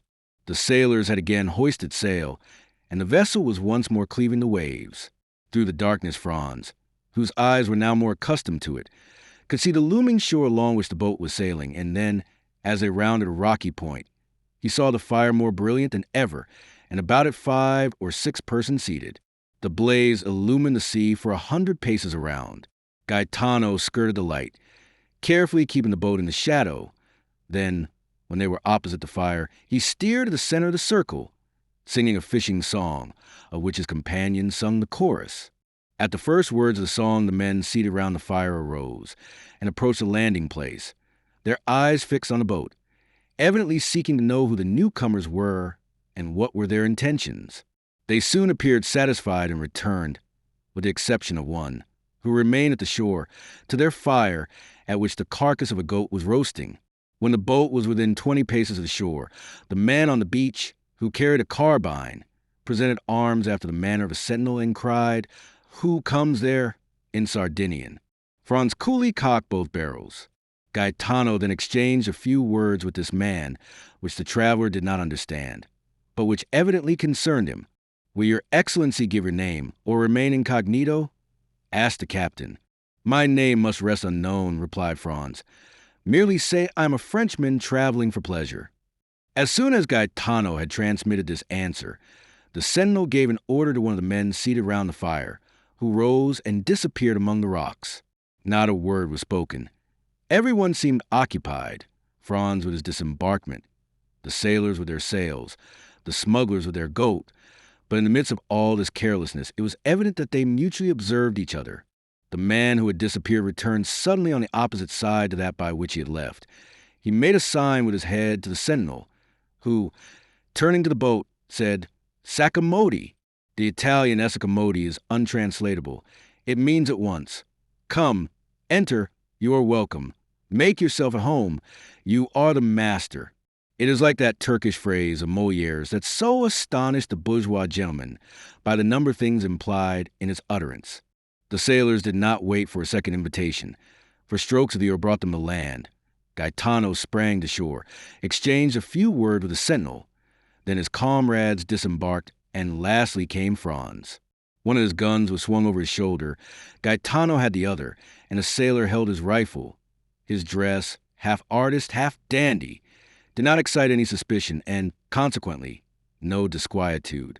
The boat was moored to the shore, and they advanced a few paces to find a comfortable bivouac. But doubtless, the spot they chose did not suit the smuggler who filled the post as sentinel, for he cried out, "Not that way, if you please." Gaetano faltered an excuse and advanced to the opposite side, while two sailors kindled torches at the fire to light them on their way. They advanced about 30 paces, and then stopped at a small esplanade surrounded with rocks, in which seats had been cut, not unlike sentry boxes. Around in the crevices of the rocks grew a few dwarf oaks and thick bushes of myrtles. Franz lowered a torch and saw by the mass of cinders that had accumulated that he was not the first to discover this retreat, which was, doubtless, one of the halting places of the wandering visitors of Monte Cristo. As for his suspicions, once on terra firma, once that he had seen the indifferent, if not friendly, appearance of his hosts, his anxiety had quite disappeared, or rather, at sight of the goat, had turned to appetite. He mentioned this to Gaetano, who replied that nothing could be more easy than prepare supper when they had in their boat bread, wine, half a dozen partridges, and a good fire to roast them by. "Besides," added he, "if the smell of their roast meat tempts you, I will go and offer them 2 of our birds for a slice." "You are a born diplomat," returned Franz. "Go and try." Meanwhile, the sailors had collected dried sticks and branches with which they made a fire. Franz waited impatiently, inhaling the aroma of the roasted meat, when the captain returned with a mysterious air. "Well," said Franz, "anything new? Do they refuse?" "On the contrary," returned Gaetano. "The chief, who was told you were a young Frenchman, invites you to sup with him." "Well," observed Franz, "this chief is very polite, and I see no objection, the more so as I bring my share of the supper." "Oh, it is not that. He has plenty and to spare for supper, but he makes one condition, and rather a peculiar one, before he will receive you at his house." "His house? Has he built one here, then?" "No, but he has a very comfortable one all the same. So they say. You know this chief, then?" "Favorably or otherwise?" "Both." "The deuce! And what is this condition?" "What should you do in my place?" "I, who have nothing to lose, I should go." "You would accept?" "Yes, were it only out of curiosity. There is something very peculiar about this chief, then." "What do they say?" "That this chief inhabits a cavern to which the Pitti Palace is nothing." "What nonsense!" said Franz, reseating himself. "It is no nonsense. It is quite true. Comma, the pilot of the St. Ferdinand went in once, and he came back amazed, vowing that such treasures were only to be heard of in fairy tales." "Do you know," observed Franz, "that with such stories you make me think of Ali Baba's enchanted cavern?" "Oh, I don't say that. Your Excellency will do as you please. I should be sorry to advise you in the matter." Franz pondered the matter for a few moments, concluded that a man so rich could not have any intention of plundering him of what little he had, and seeing only the prospect of a good supper, accepted. Gaetano departed with the reply. Franz was prudent, and wished to learn all he possibly could concerning his host. He turned towards a sailor, who, during this dialogue, had sat gravely plucking the partridges with the air of a man proud of his office, and asked him how these men had landed, as no vessel of any kind was visible. "Never mind that," returned the sailor. "I know their vessel. I would not wish for a better to sail round the world. Of what burden is she? About 100 tons, but she is built to stand any weather. She is what the English call a yacht. Where was she built? I know not, but my own opinion is she is a Genoese." "And how did a leader of smugglers," continued Franz, "venture to build a vessel designed for such a purpose at Genoa?" "I did not say that the owner was a smuggler," replied the sailor. Gaetano had only seen the vessel from a distance. He had not then spoken to anyone. "And if this person be not a smuggler, who is he?" "A wealthy seigneur, who travels for his pleasure." "Come," thought Franz, "he is still more mysterious, since the two accounts do not agree. What is his name? If you ask him, he says Sinbad the Sailor, but I doubt if it be his real name." "Sinbad the Sailor?" "Yes." "And where does he reside?" "On the sea." "What country does he come from?" "I do not know." "Have you ever seen him?" "Sometimes." What sort of man is he? Your Excellency will judge for yourself. Where will he receive me? No doubt in the subterranean palace Gaetano told you of. Have you never had the curiosity, when you have landed and found this island deserted, to seek for this enchanted palace? Oh, yes, more than once, but always in vain. We examined the grotto all over, but we never could find the slightest trace of any opening. They say that the door is not opened by a key, but a magic word. Decidedly, muttered Franz, this is an Arabian Nights adventure. His Excellency waits for you, said a voice, which he recognized as that of the sentinel. He was accompanied by 2 of the yacht's crew. Franz drew his handkerchief from his pocket and presented it to the man who had spoken to him. Without uttering a word, they bandaged his eyes with a care that showed their apprehensions of his committing some indiscretion. Afterwards, he was made a promise that he would not make the least attempt to raise the bandage. He promised. Then his 2 guides took his arms, and he went on, guided by them and preceded by the sentinel. After going about 30 paces, he smelt the appetizing odor of the kid that was roasting and knew thus that he was passing the bivouac.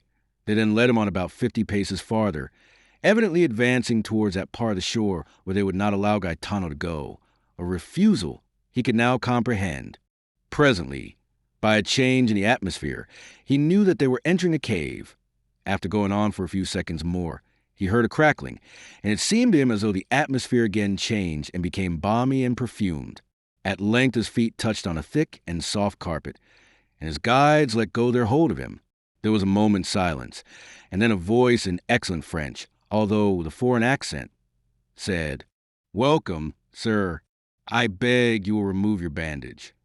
It may be supposed, then, Franz did not wait for a repetition of this permission, but took off the handkerchief, and found himself in the presence of a man from 38 to 40 years of age, dressed in a Tunisian costume, that is to say, a red cap with long blue silk tassel, a vest of black cloth embroidered with gold, pantaloons of deep red, large and full gaiters of the same color, embroidered with gold like the vest, and yellow slippers.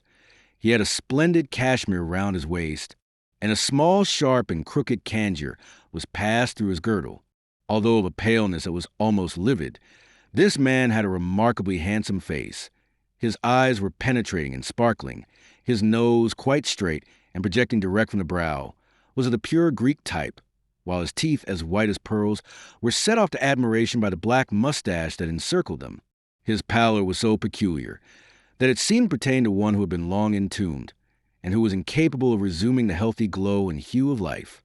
He was not particularly tall, but extremely well made, and, like the men of the South, had small hands and feet. But what astonished Franz, who had treated Gaetano's description as a fable, was the splendor of the apartment in which he found himself. The entire chamber was lined with crimson brocade, worked with flowers of gold.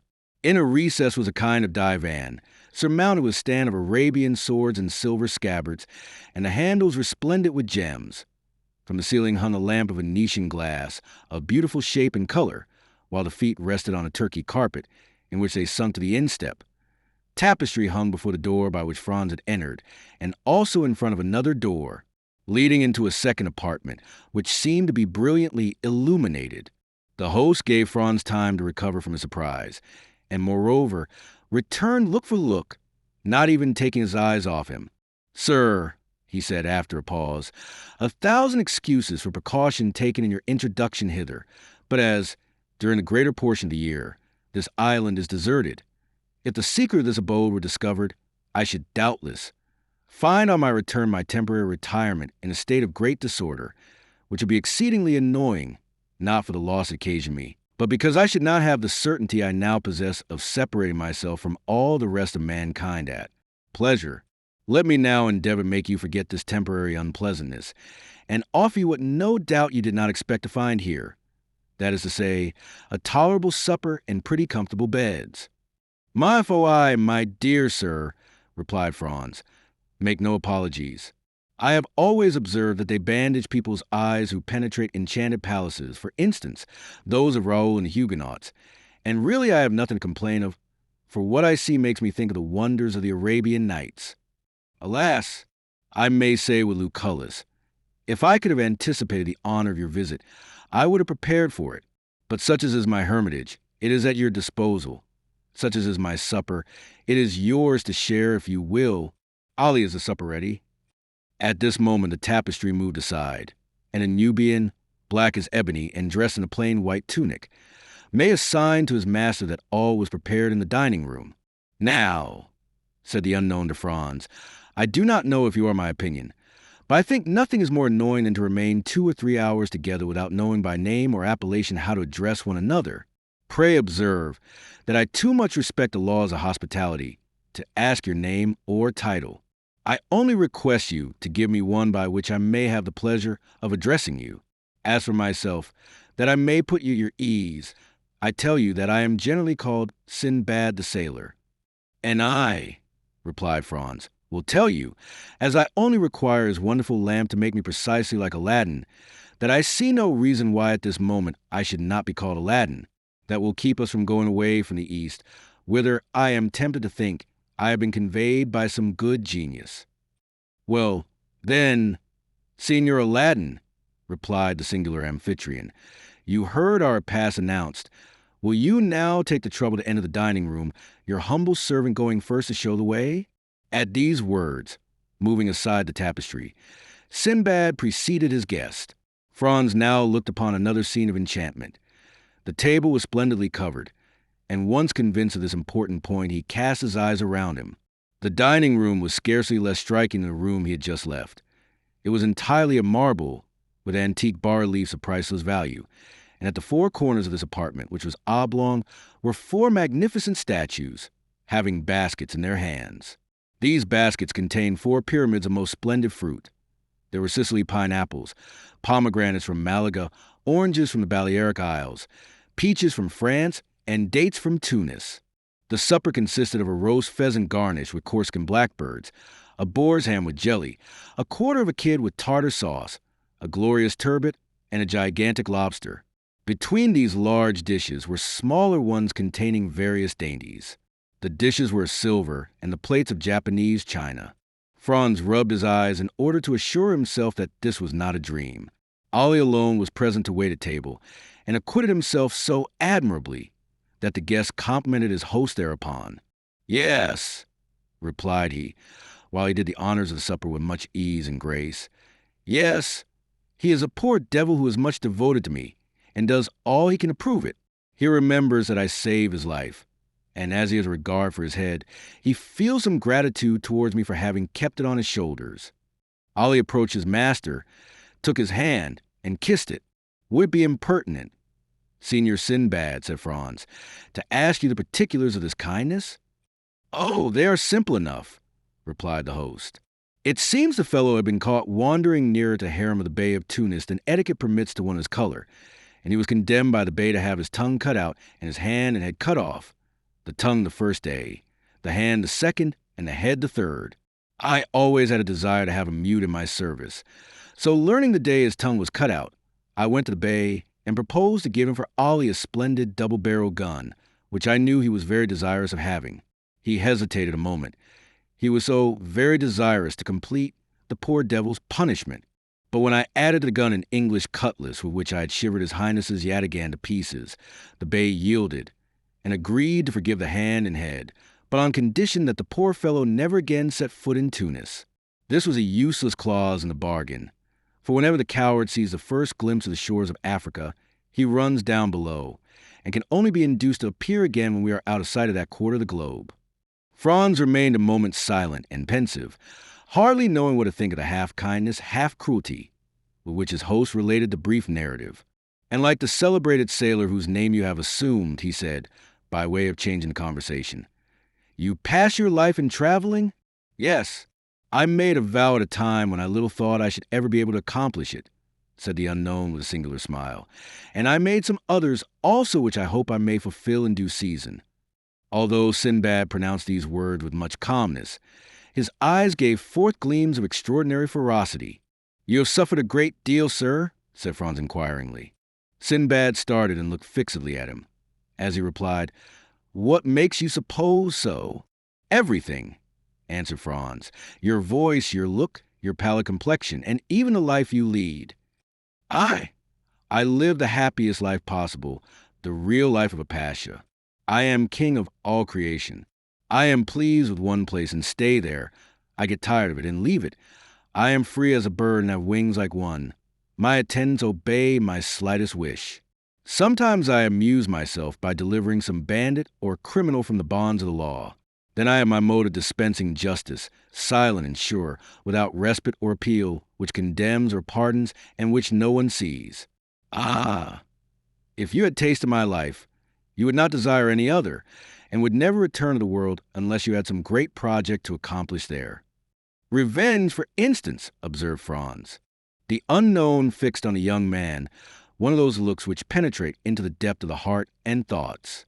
And why revenge? He asked. Because, replied Franz, you seem to me like a man who, persecuted by society, has a fearful account to settle with it. Ah, responded Sinbad, laughing with a singular laugh, which displayed his white and sharp teeth. You have not guessed rightly.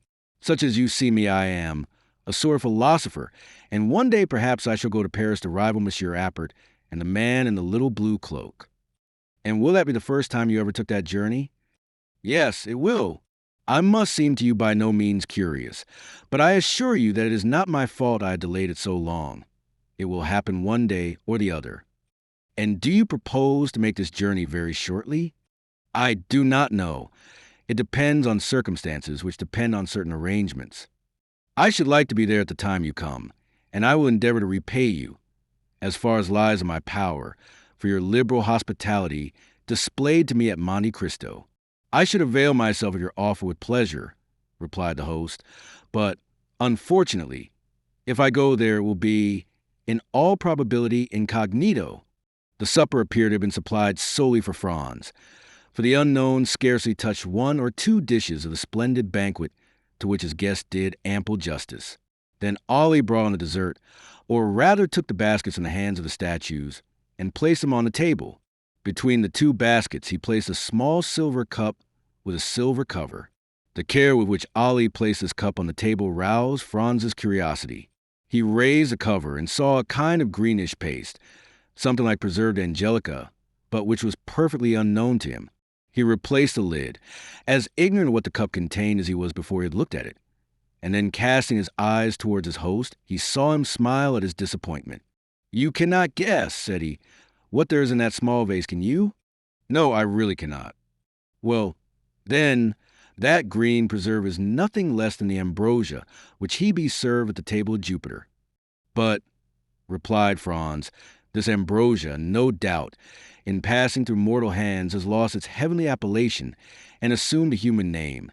In vulgar phrase, what may you term this composition, for which, to tell the truth, I do not feel any particular desire?" "Ah, thus it is that our material origin is revealed," cried Sinbad. "We frequently pass so near to happiness without seeing, without regarding it, or if we do see and regard it, yet without recognizing it. Are you a man for the substantials? And is gold your god? Taste this, and the mines of Peru, Gujarat, and Golconda are open to you. Are you a man of imagination, a poet? Taste this, and the boundaries of possibility disappear. The fields of infinite space open to you. You advance free in heart, free in mind, into the boundless realms of unfettered reverie. Are you ambitious? And do you seek after the greatnesses of the earth? Taste this, and in an hour you will be a king, not a king of a petty kingdom hidden in some corner of Europe like France, Spain, or England, but king of the world, king of the universe, king of creation, without bowing at the feet of Satan. You will be king and master of all the kingdoms of the earth. Is it not tempting what I offer you, and is it not an easy thing, since it is only to do thus? Look." At these words he uncovered a small cup which contained the substance so lauded, took a teaspoonful of the magic sweetmeat, raised it to his lips, and swallowed it slowly with his eyes half shut and his head bent backwards. Franz did not disturb him whilst he absorbed his favorite sweetmeat, but when he had finished he inquired, "What, then, is this precious stuff?" "Did you ever hear," he replied, "of the old man of the mountain who attempted to assassinate Philippe Auguste?" "Of course I have." "Well, you know he reigned over a rich valley which was overhung by the mountain whence he derived his picturesque name. In this valley were magnificent gardens planted by Hassan Ben Sabah, and in these gardens isolated pavilions. Into these pavilions he admitted the elect, and there, says Marco Polo, gave them to eat a certain herb, which transported them to paradise, in the midst of ever-blooming shrubs, ever-ripe fruit, and ever-lovely virgins. What these happy persons took for reality was but a dream, but it was a dream so soft, so voluptuous, so enthralling, that they sold themselves body and soul to him who gave it to them, and obedient to his orders as to those of a deity, struck down the designated victim, died in torture without a murmur, believing that the death they underwent was but a quick transition to that life of delights of which the holy herb, now before you, had given them a slight foretaste. Then cried Franz, "It is hashish. I know that, by name at least." "That is it precisely, Signor Aladdin. It is hashish, the purest and most unadulterated hashish of Alexandria, the hashish of Abu Ghor, the celebrated maker, the only man, the man to whom there should be built a palace, inscribed with these words, 'A grateful world to the dealer in happiness.' Do you know," said Franz, "I have a very great inclination to judge for myself of the truth or exaggeration of your eulogies. When you return to this mundane sphere from your visionary world, you would seem to leave a Neapolitan spring for a Lapland winter, to quit paradise for earth, heaven for hell. Taste the hashish, guess of mine, taste the hashish." Franz's only reply was to take a teaspoonful of the marvelous preparation, about as much in quantity as his host had eaten, and lift it to his mouth. "Diable," he said, after having swallowed the divine preserve. "I do not know if the result will be as agreeable as you describe, but the thing does not appear to me as palatable as you say, because your palate has not yet been attuned to the sublimity of the substances it flavors.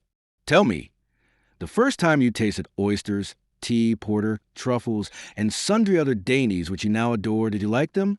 Could you comprehend how the Romans stuffed their pheasants with asafoetida, and the Chinese eat swallows' nests? No. Well, it is the same with hashish. Only eat for a week, and nothing in the world will seem to you to equal the delicacy of its flavor, which now appears to you flat and distasteful. Let us now go into the adjoining chamber, which is your apartment, and Ali will bring us coffee and pipes." They both arose, and while he who called himself Sinbad, and whom we have occasionally named so, that we might, like his guest, have some title by which to distinguish him, gave some orders to the servant, Franz entered still another apartment. It was simply yet richly furnished. It was round, and a large divan completely encircled it. Divan, walls, ceiling, floor were all covered with magnificent skins as soft and downy as the richest carpets. There were heavy maned lion skins from Atlas, striped tiger skins from Bengal, panther skins from the Cape, spotted beautifully, like those that appear to Dante, bear skins from Siberia, fox skins from Norway, and so on, and all these skins were strewn in profusion one on the other, so that it seemed like walking over the most mossy turf, or reclining on the most luxurious bed. Both laid themselves down on the divan. Chabuks with jasmine tubes and amber mouthpieces were within reach, and all prepared so that there was no need to smoke the same pipe twice. Each of them took one, which Ali lighted, and then retired to prepare the coffee. There was a moment's silence, during which Sinbad gave himself up to thoughts that seemed to occupy him incessantly, even in the midst of his conversation, and Franz abandoned himself to that mute reverie, into which we always sink when smoking excellent tobacco, which seems to remove with its fume all the troubles of the mind, and to give the smoker in exchange all the visions of the soul. Ali brought in the coffee. "How do you take it?" inquired the unknown.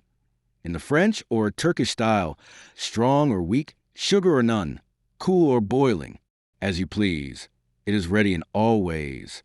"I will take it in the Turkish style," replied Franz. "And you are right," said his host. "It shows you have a tendency for an Oriental life." "Ah, those Orientals. They're the only men who know how to live. As for me," he added, with one of those singular smiles which did not escape the young man, "when I have completed my affairs in Paris, I shall go and die in the East, and should you wish to see me again, you must seek me at Cairo, Baghdad, or Ispahan." "Ma foi," said Franz, "it would be the easiest thing in the world, for I feel eagle's wings springing out at my shoulders, and with those wings I can make a tour of the world in 24 hours. "Ah, yes, the hashish is beginning its work. Well, unfurl your wings and fly into superhuman regions. Fear nothing. There's a watch over you, and if your wings, like those of Icarus, melt before the sun, we are here to ease your fall." He then said something in Arabic to Ali, who made a sign of obedience and withdrew, but not to any distance. As to Franz, a strange transformation had taken place in him. All the bodily fatigue of the day, all the preoccupation of mind which the events of the evening had brought on, disappeared as they do at the first approach of sleep, when we are still sufficiently conscious to be aware of the coming of slumber.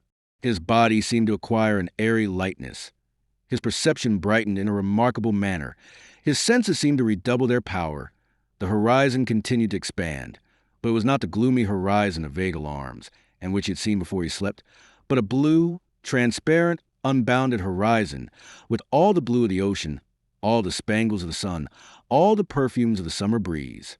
Then, in the midst of the songs of his sailors, songs so clear and sonorous that they would have made a divine harmony had their notes been taken down, he saw the island of Monte Cristo, no longer as a threatening rock in the midst of the waves, but as an oasis in the desert. Then, as his boat drew nearer, the songs became louder, for an enchanting and mysterious harmony rose to heaven, as if some lordly had decreed to attract a soul thither, or Amphion the enchanter intended there to build a city. As to Franz, a strange transformation had taken place in him.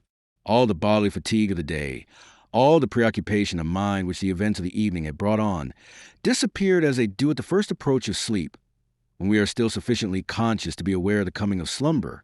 At length the boat touched the shore, but without effort, without shock, as lips touch lips, and he entered the grotto amidst continued strains of most delicious melody. He descended, or rather seemed to descend, several steps, inhaling the fresh and balmy air, like that which may be supposed to reign around the grotto of Circe, formed from such perfumes as set the mind a-dreaming, and such fires as burn the very senses. And he saw again all he had seen before his sleep, from Sinbad, his singular host, to Ali, the mute attendant.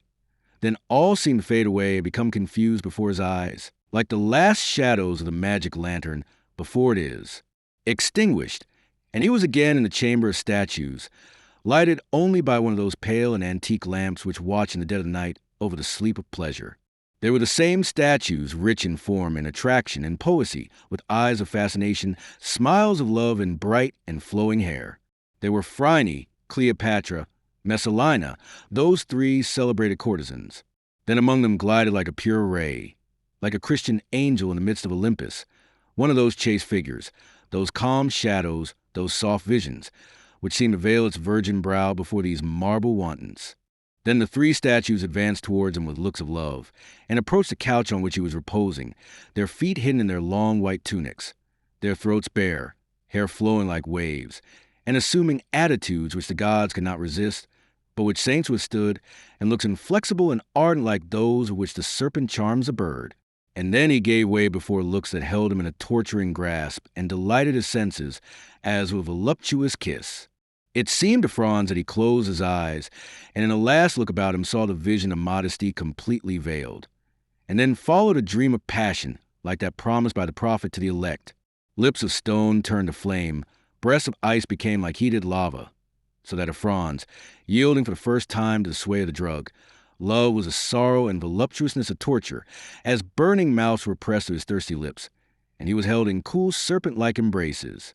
The more he strove against this unhallowed passion, the more his senses yielded to its thrall, and at length, weary of a struggle that taxed his very soul, he gave way and sank back breathless and exhausted beneath the kisses of these marble goddesses, and the enchantment of his marvelous dream. Chapter 32. The Waking. When Franz returned to himself, he seemed still to be in a dream. He thought himself in a sepulchre, into which a ray of sunlight and pity scarcely penetrated. He stretched forth his hand and touched stone. He rose to his seat and found himself lying on his boreness in a bed of dry heather, very soft and odoriferous. The vision had fled, and as if the statues had been but shadows from the tomb, they had vanished at his waking. He advanced several paces towards the point whence the light came, and all the excitement of his dream succeeded the calmness of reality. He found that he was in a grotto, went toward the opening, and through a kind of fanlight saw a blue sea and an azure sky. The air and water were shining in the beams of the morning sun. On the shore the sailors were sitting, chatting and laughing, and at 10 yards from him the boat was at anchor, undulating gracefully on the water. There for some time he enjoyed the fresh breeze which played on his brow, and listened to the dash of the waves on the beach, that left against the rocks a lace of foam, as white as silver. He was for some time without reflection or thought for the divine charm which is in things of nature, especially after a fantastic dream. Then gradually this view of the outer world, so calm, so pure, so grand, reminded him of the elusiveness of his vision, and once more awakened memory. He recalled his arrival on the island, his presentation to a smuggler chief, a subterranean palace full of splendor, an excellent supper, and a spoonful of hashish. It seemed, however, even in the very face of open day, that at least a year had elapsed since all these things had passed. So deep was the impression made in his mind by the dream, and so strong a hold had it taken of his imagination. Thus every now and then he saw in fancy amid the sailors, seated on a rock, or undulating in the vessel, one of the shadows which had shared his dream with looks and kisses. Otherwise his head was perfectly clear and his body refreshed. He was free from the slightest headache. On the contrary, he felt a certain degree of lightness, a faculty for absorbing the pure air, and enjoying the bright sunshine more vividly than ever.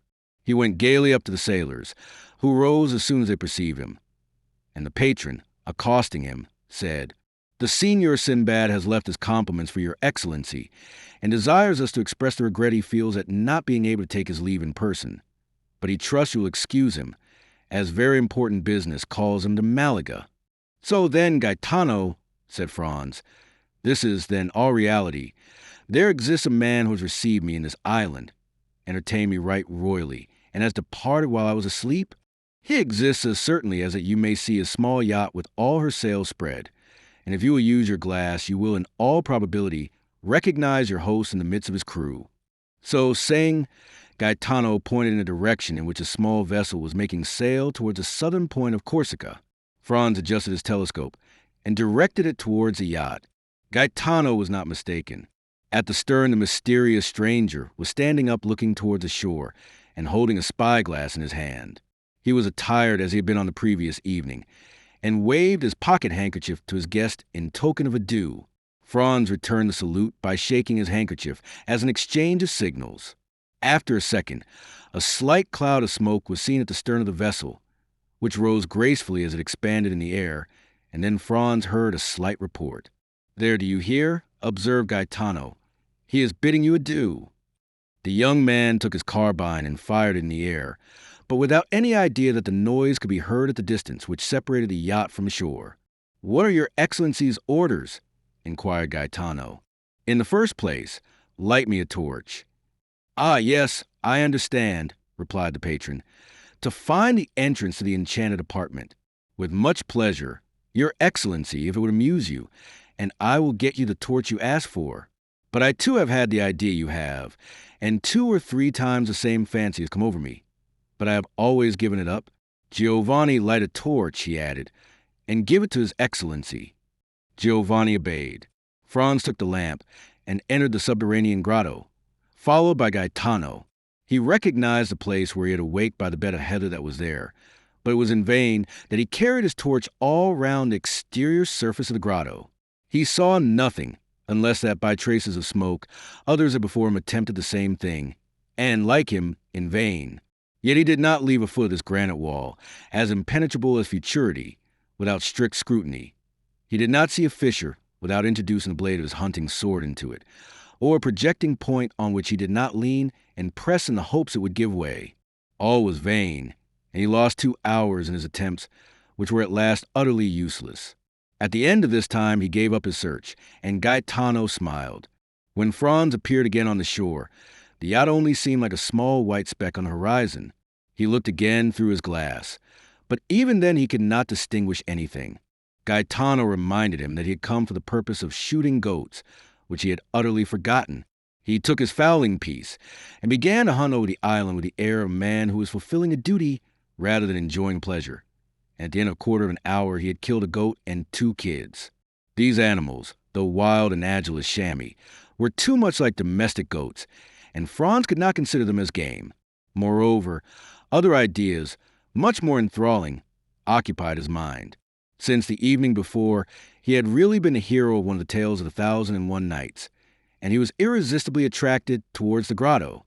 Then, in spite of the failure of his first search, he began a second, after having told Gaetano to roast one of the two kids.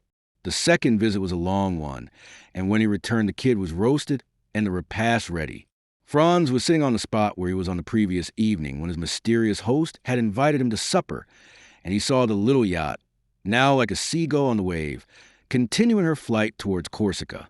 "Why," he remarked to Gaetano, "you told me that Signor Sinbad was going to Malaga, while it seems he is in the direction of Porto Vecchio." "Don't you remember," said the patron, "I told you that among the crew there were 2 Corsican brigands?" "True, and he is going to land them," added Franz. "Precisely so," replied Gaetano. "Ah, he is one who fears neither God nor Satan," they say, and would at any time run 50 leagues out his course to do a poor devil a service. But such services as these might involve him with the authorities of the country, in which he practices this kind of philanthropy, said Franz. "And what cares he for that?" replied Gaetano with a laugh. "Or any authorities?" He smiles at them. "Let them try to pursue him. Why, in the first place, his yacht is not a ship but a bird, and he would beat any frigate 3 knots in every 9. And if he were to throw himself on the coast, why, is he not certain of finding friends everywhere?"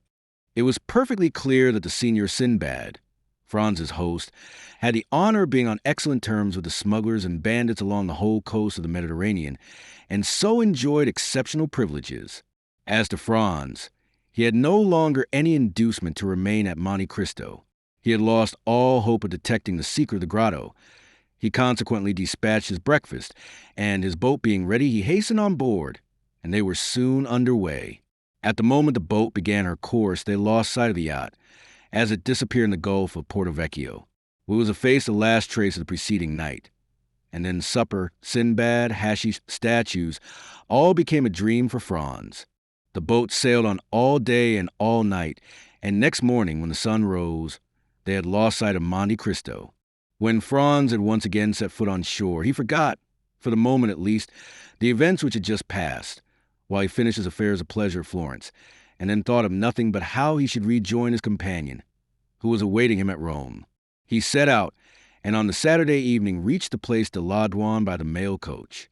An apartment, as we have said, had been retained beforehand, and thus he had but to go to Signor Pastrini's hotel.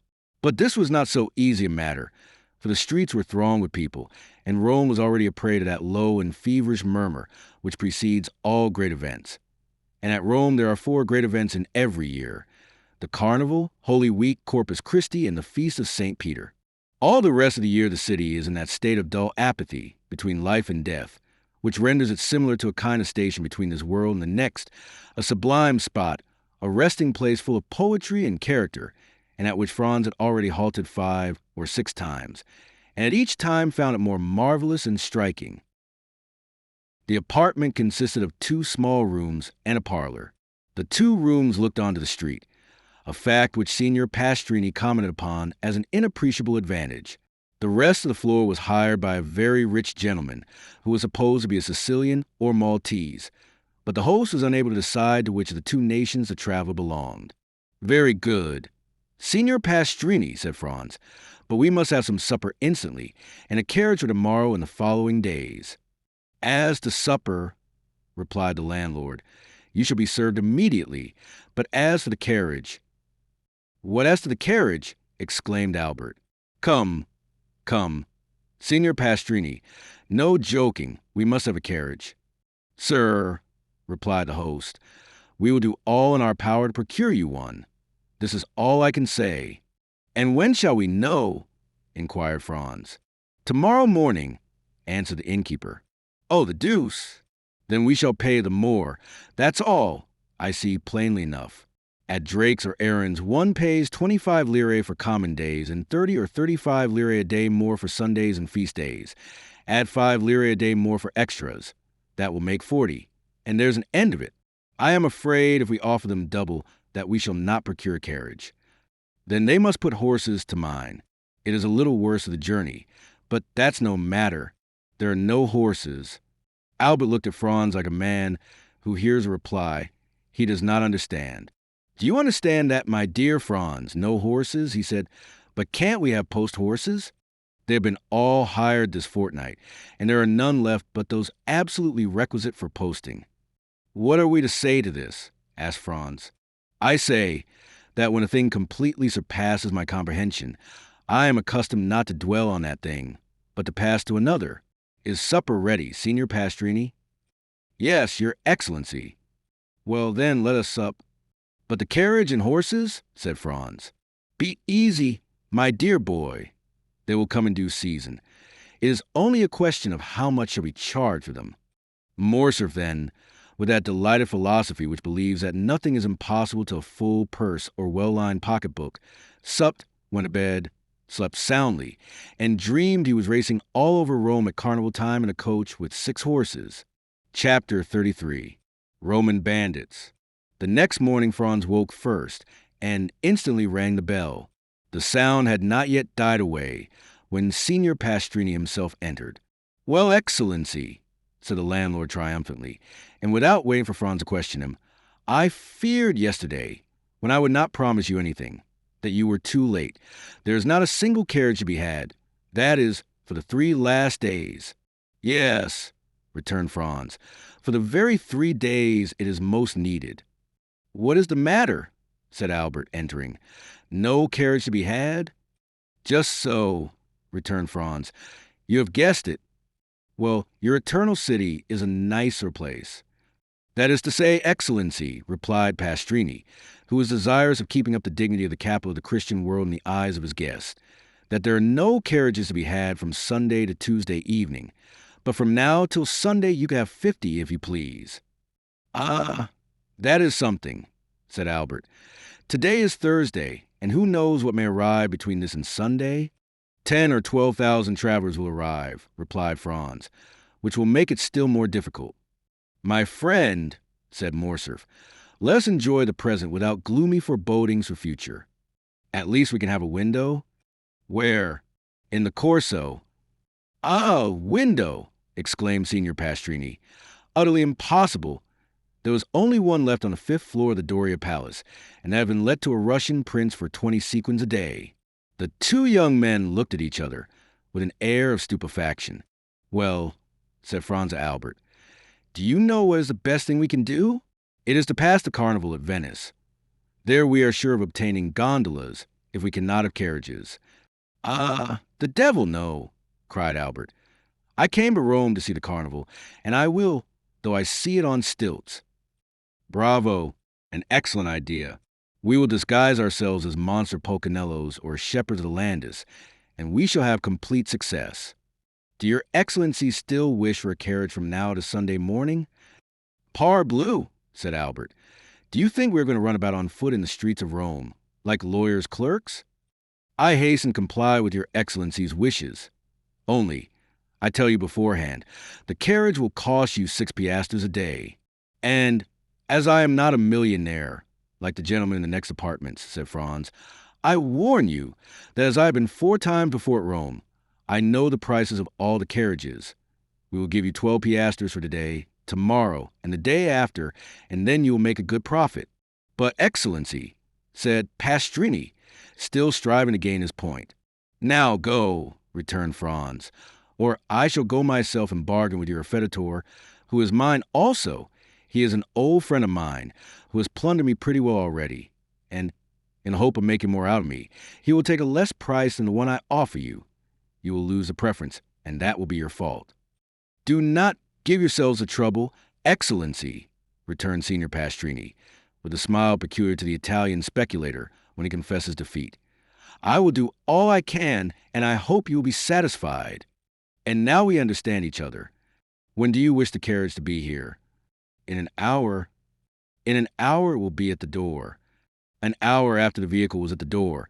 It was a hack conveyance which was elevated to the rank of a private carriage in honor of the occasion, but in spite of its humble exterior, the young men would have thought themselves happy to have secured it for the last 3 days of the carnival.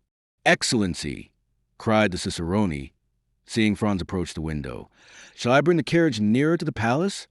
Accustomed as Franz was to the Italian phraseology, His first impulse was to look round him, but these words were addressed to him. Franz was the excellency, the vehicle was a carriage, and the Hotel de Londres was a palace. The genius for laudation characteristic of the race was in that phrase. Franz and Albert descended. The carriage approached the palace. Their excellencies stretched their legs along the seats. The cicerone sprang into the seat behind. "Where do your excellencies wish to go?" asked he. "To St. Peter's first, and then to the Colosseum," returned Albert. But Albert did not know that it takes a day to see St. Peter's and a month to study it. The day was passed at St. Peter's alone. Suddenly the daylight began to fade away. Franz took out his watch. It was 4:30. They returned to the hotel. At the door, Franz ordered the coachman to be ready at 8. He wished to show Albert the Colosseum by moonlight, as he had shown him St. Peter's by daylight. When we show a friend a city one has already visited, we feel the same pride as when we point out a woman whose lover we have been. He was to leave the city by the Porta del Popolo, skirt the outer wall, and re-enter by the Porta San Giovanni. Thus they will behold the Colosseum, without finding their impressions dulled by first looking on the Capitol, the Forum, the Arch of Septimus Severus, the Temple of Antoninus and Faustina, and the Via Sacra. They sat down to dinner. Signor Pastrini had promised them a banquet. He gave them a tolerable repast. At the end of the dinner, he entered in person. Franz thought that he came to hear his dinner praised, and began accordingly, but at the first words he was interrupted. "Excellency," said Pastrini, "I am delighted to have your approbation, but it was not for that I came." "Did you come to tell us you procured a carriage?" asked Albert, lighting his cigar. "No, and your excellencies will do well not to think of that any longer. At Rome things can or cannot be done. When you're told anything cannot be done, there is an end of it. It is much more convenient at Paris. When anything cannot be done, you pay double, and it is done directly." "But," said Albert, emitting a volume of smoke and balancing his chair on its hind legs, "only madmen or blockheads like us ever do travel. Men in their senses do not quit their hotel in the Rue du Helder, their walk on the Boulevard de Gand, and the Café de Paris." It is, of course, understood that Albert resided in the aforesaid street, appeared every day on the fashionable walk, and dined frequently at the only restaurant where you can really dine, that is, if you are on good terms with its waiters. "But," said Franz, in his turn interrupting his host's meditations, "you had some motive for coming here. May I beg to know what it was?" "Ah, yes. You have ordered your carriage at 8 o'clock precisely?" "You mean the Colosseum?" "It is the same thing. You have told your coachman to leave the city by the Porta del Popolo, to drive round the walls, and re-enter by the Porta San Giovanni?" "These are my words exactly." "Very dangerous, to say the least." "On account of the famous Luigi Vampa." "Pray, who may this famous Luigi Vampa be?" inquired Albert. "He may be very famous at Rome, but I can assure you he is quite unknown at Paris." "What? Do you not know him?" "I have not that honor." "You have never heard his name?" "Never." "Well, then, he is a bandit, compared to whom the Decessorus and the Gasperones were mere children." "Now then, Albert," cried Franz, "here is a bandit for you at last. I forewarn you, Signor Pastrini, that I shall not believe one word of what you're going to tell us. Having told you this, begin. Once upon a time, well, go on." Signor Pastrini turned toward Franz, who seemed to him the more reasonable of the two. We must do him justice. He had had a great many Frenchmen in his house, but had never been able to comprehend them. "Excellency," said he gravely, addressing Franz, "if you look upon me as a liar, it is useless for me to say anything. It was for your interest Albert does not say you are a liar, Signor Pastrini," said Franz, "but that he will not believe what you're going to tell us. But I will believe all you say, so proceed." "But if your excellency doubt my veracity—" "Signor Pastrini," returned Franz, "you are more susceptible than Cassandra, who was a prophetess, and yet no one believed her, while you, at least, are sure of the credence of half your audience. Come, sit down, and tell us all about the Signor Vampa."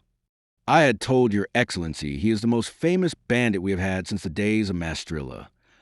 "Well, what has this bandit to do with the order I have given the coachman to leave the city by the Porta del Popolo, and to re-enter by the Porta San Giovanni. This, replied Signor Pastrini, that you will go out by one, but I very much doubt your returning by the other. Why? Asked Franz. Because after nightfall, you are not safe 50 yards from the gates. On your honor, is that true? Cried Albert. Count, returned Signor Pastrini, hurt at Albert's repeated doubts of the truth of his assertions, I do not say this to you, but to your companion, who knows Rome and knows, too, that these things are not to be laughed at. My dear fellow, said Albert, turning to Franz, here's an admirable adventure. We will fill our carriage with pistols, blunderbusses, and double-barreled guns. Luigi Vampa comes to take us, and we take him.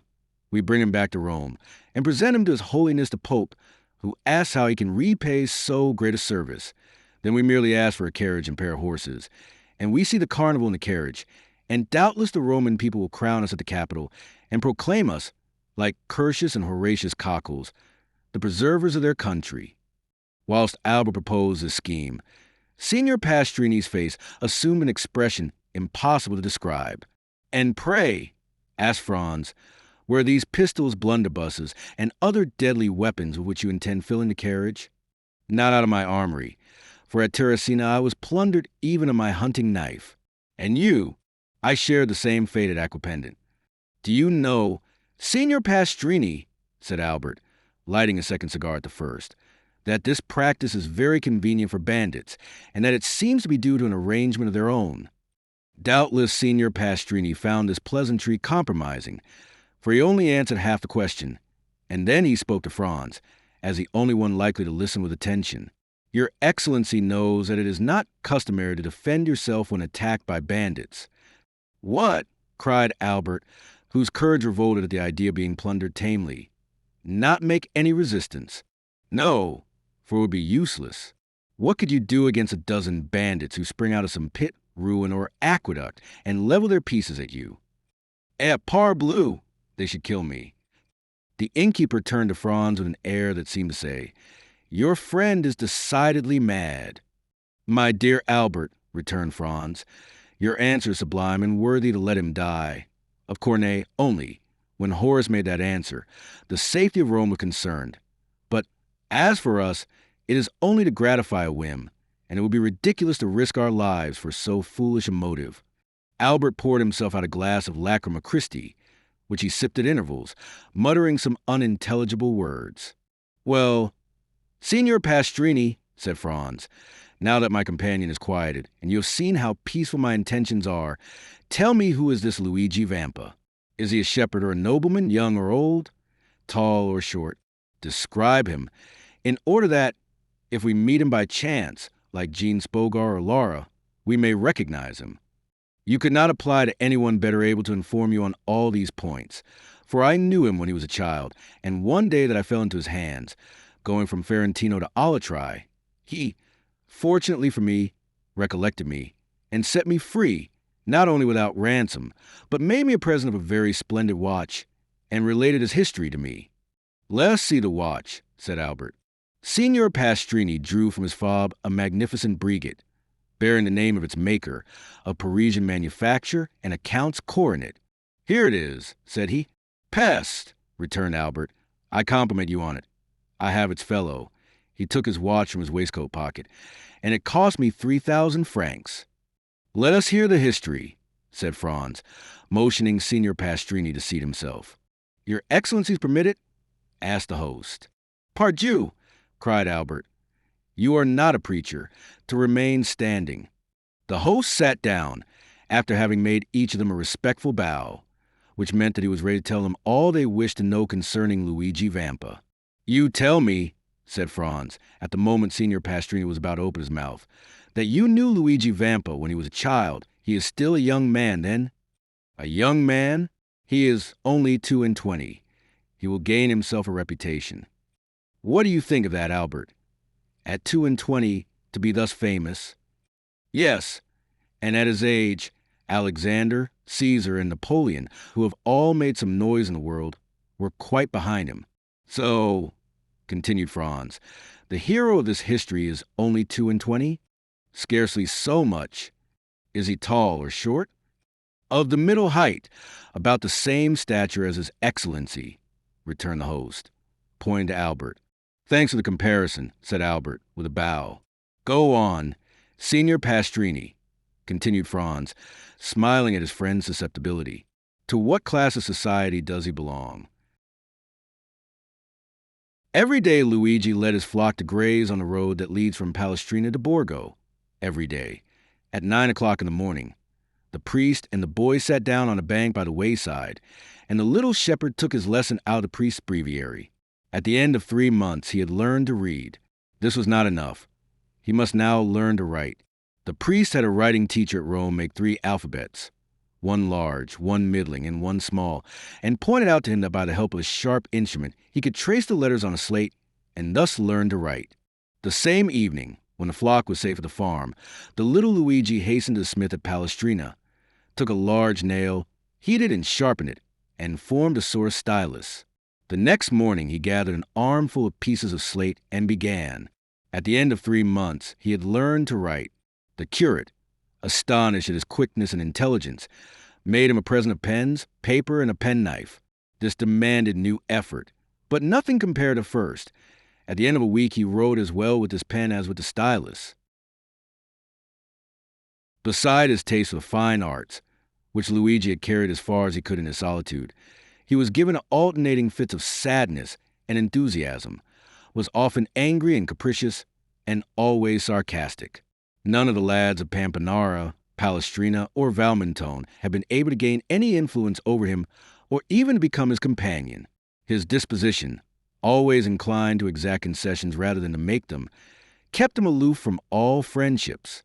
Teresa alone ruled by a look, a word, a gesture, this impetuous character, which yielded beneath the hand of a woman, and which beneath the hand of a man might have broken, but could never have been bended.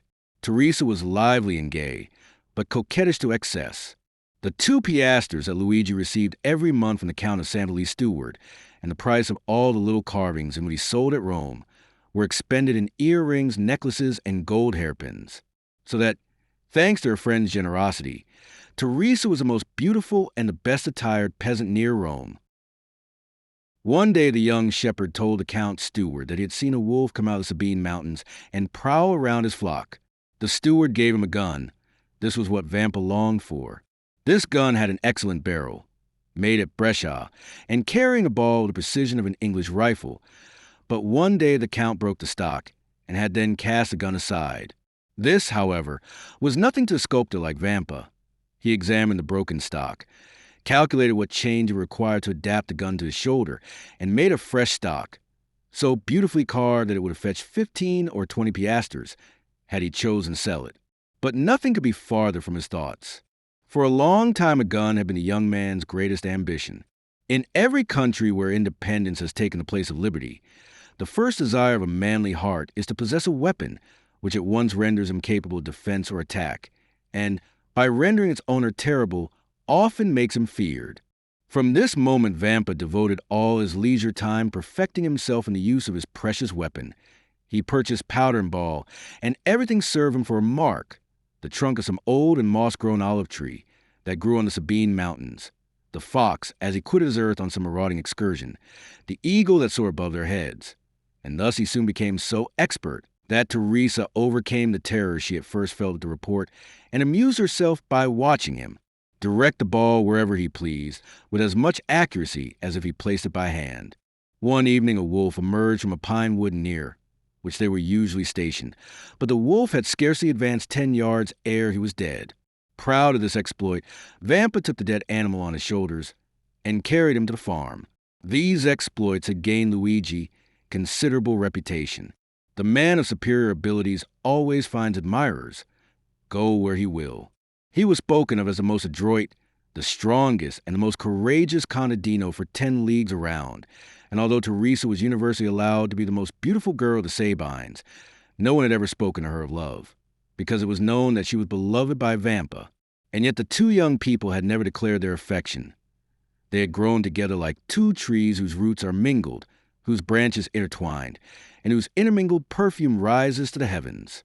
Only their wish to see each other had become a necessity, and they will prefer death to a day's separation. Teresa was 16 and Vampa 17.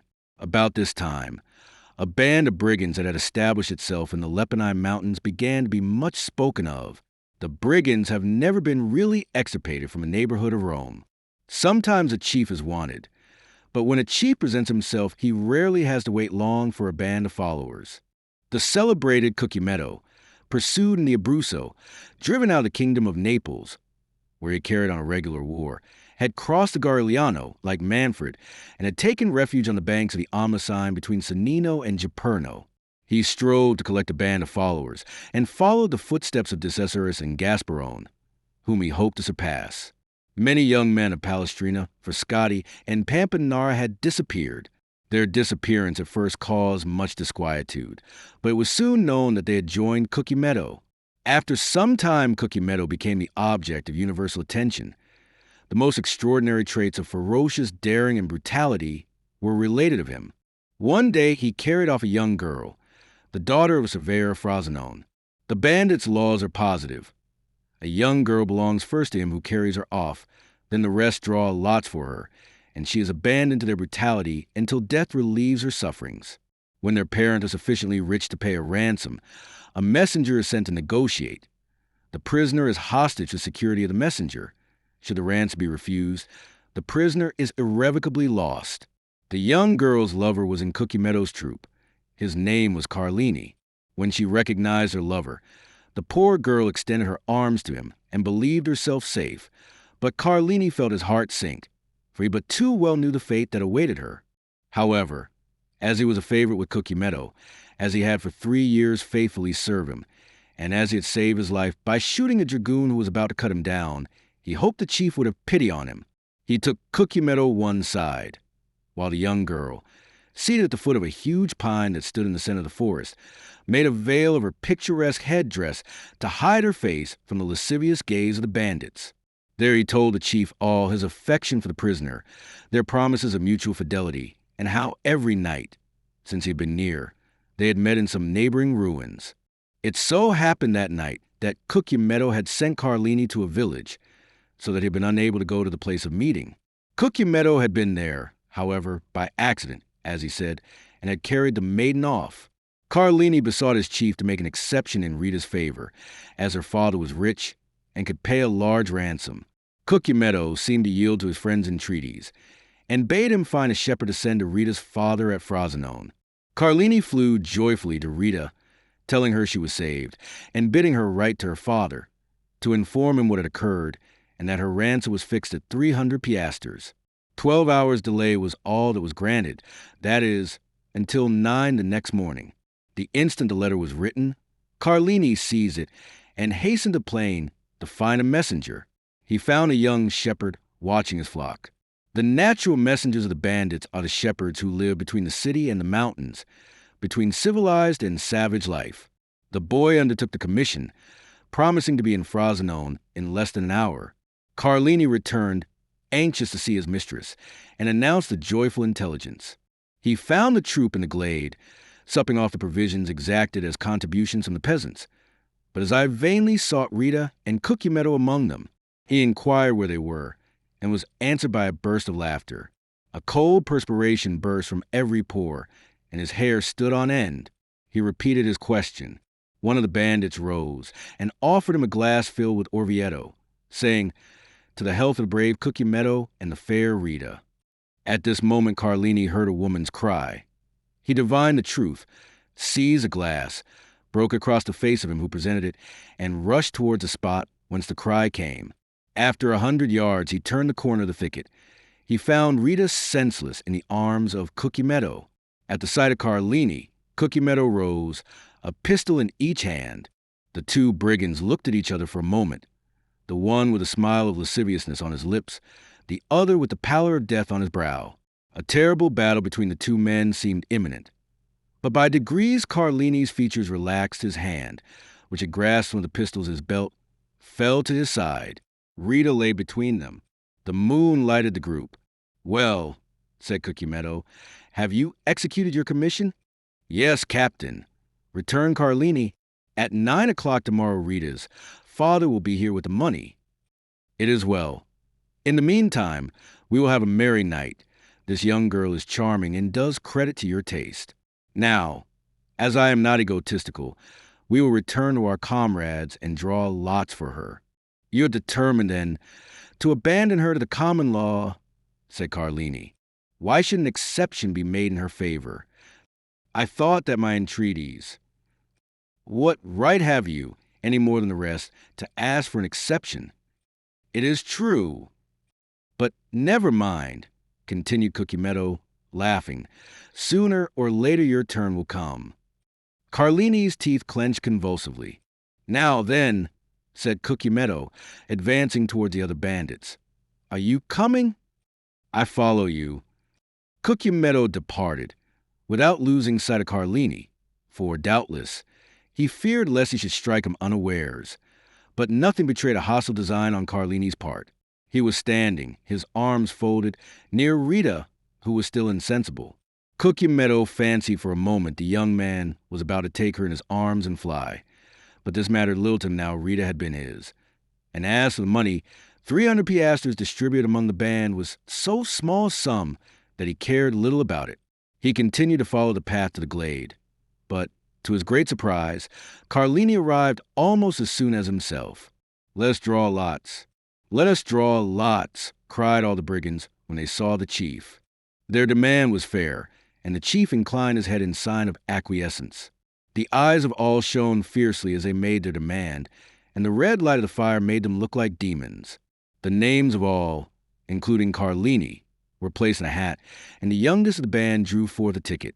The ticket bore the name of Diavolaccio. He was a man who had proposed to Carlini the health of their chief, and to whom Carlini replied by breaking the glass across his face. A large wound, extending from the temple to the mouth, was bleeding profusely. Diavolaccio, seeing himself thus favored by fortune, burst into a loud laugh. Captain, said he, just now Carlini would not drink your health when I proposed it to him. Propose mine to him, and let us see if he will be more condescending to you than to me. Everyone expected an explosion on Carlini's part, but to their great surprise, he took a glass in one hand and a flask in the other, and filling it. Your health, Diavolaccio, said he calmly, and he drank it off without his hand trembling in the least. Then sitting down by the fire, my supper, said he, my expedition has given me an appetite.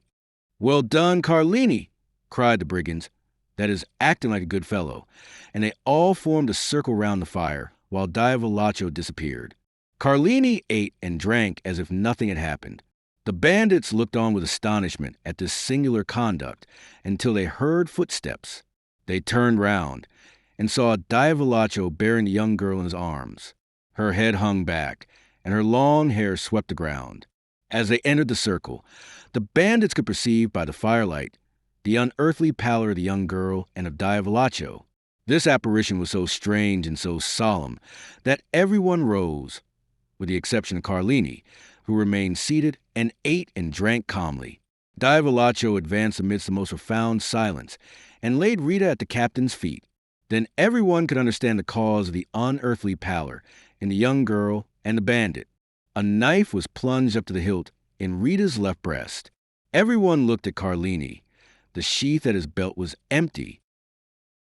All savage natures appreciate a desperate deed. No other of the bandits would, perhaps, have done the same, but they all understood what Carlini had done. Now, then, cried Carlini, rising in his turn and approaching the corpse, his hand on the butt of one of his pistols, does anyone dispute the possession of this woman with me? No, returned the chief, she is thine. Carlini raised her in his arms and carried her out of the circle of firelight.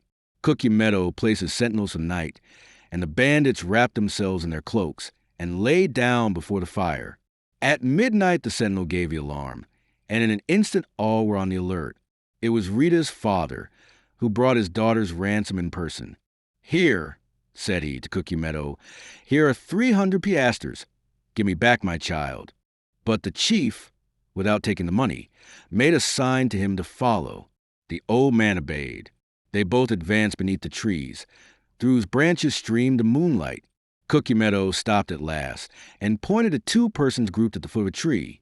"There," said he, "demand thy child to Carlini. He will tell thee what had become of her." And he returned to his companions.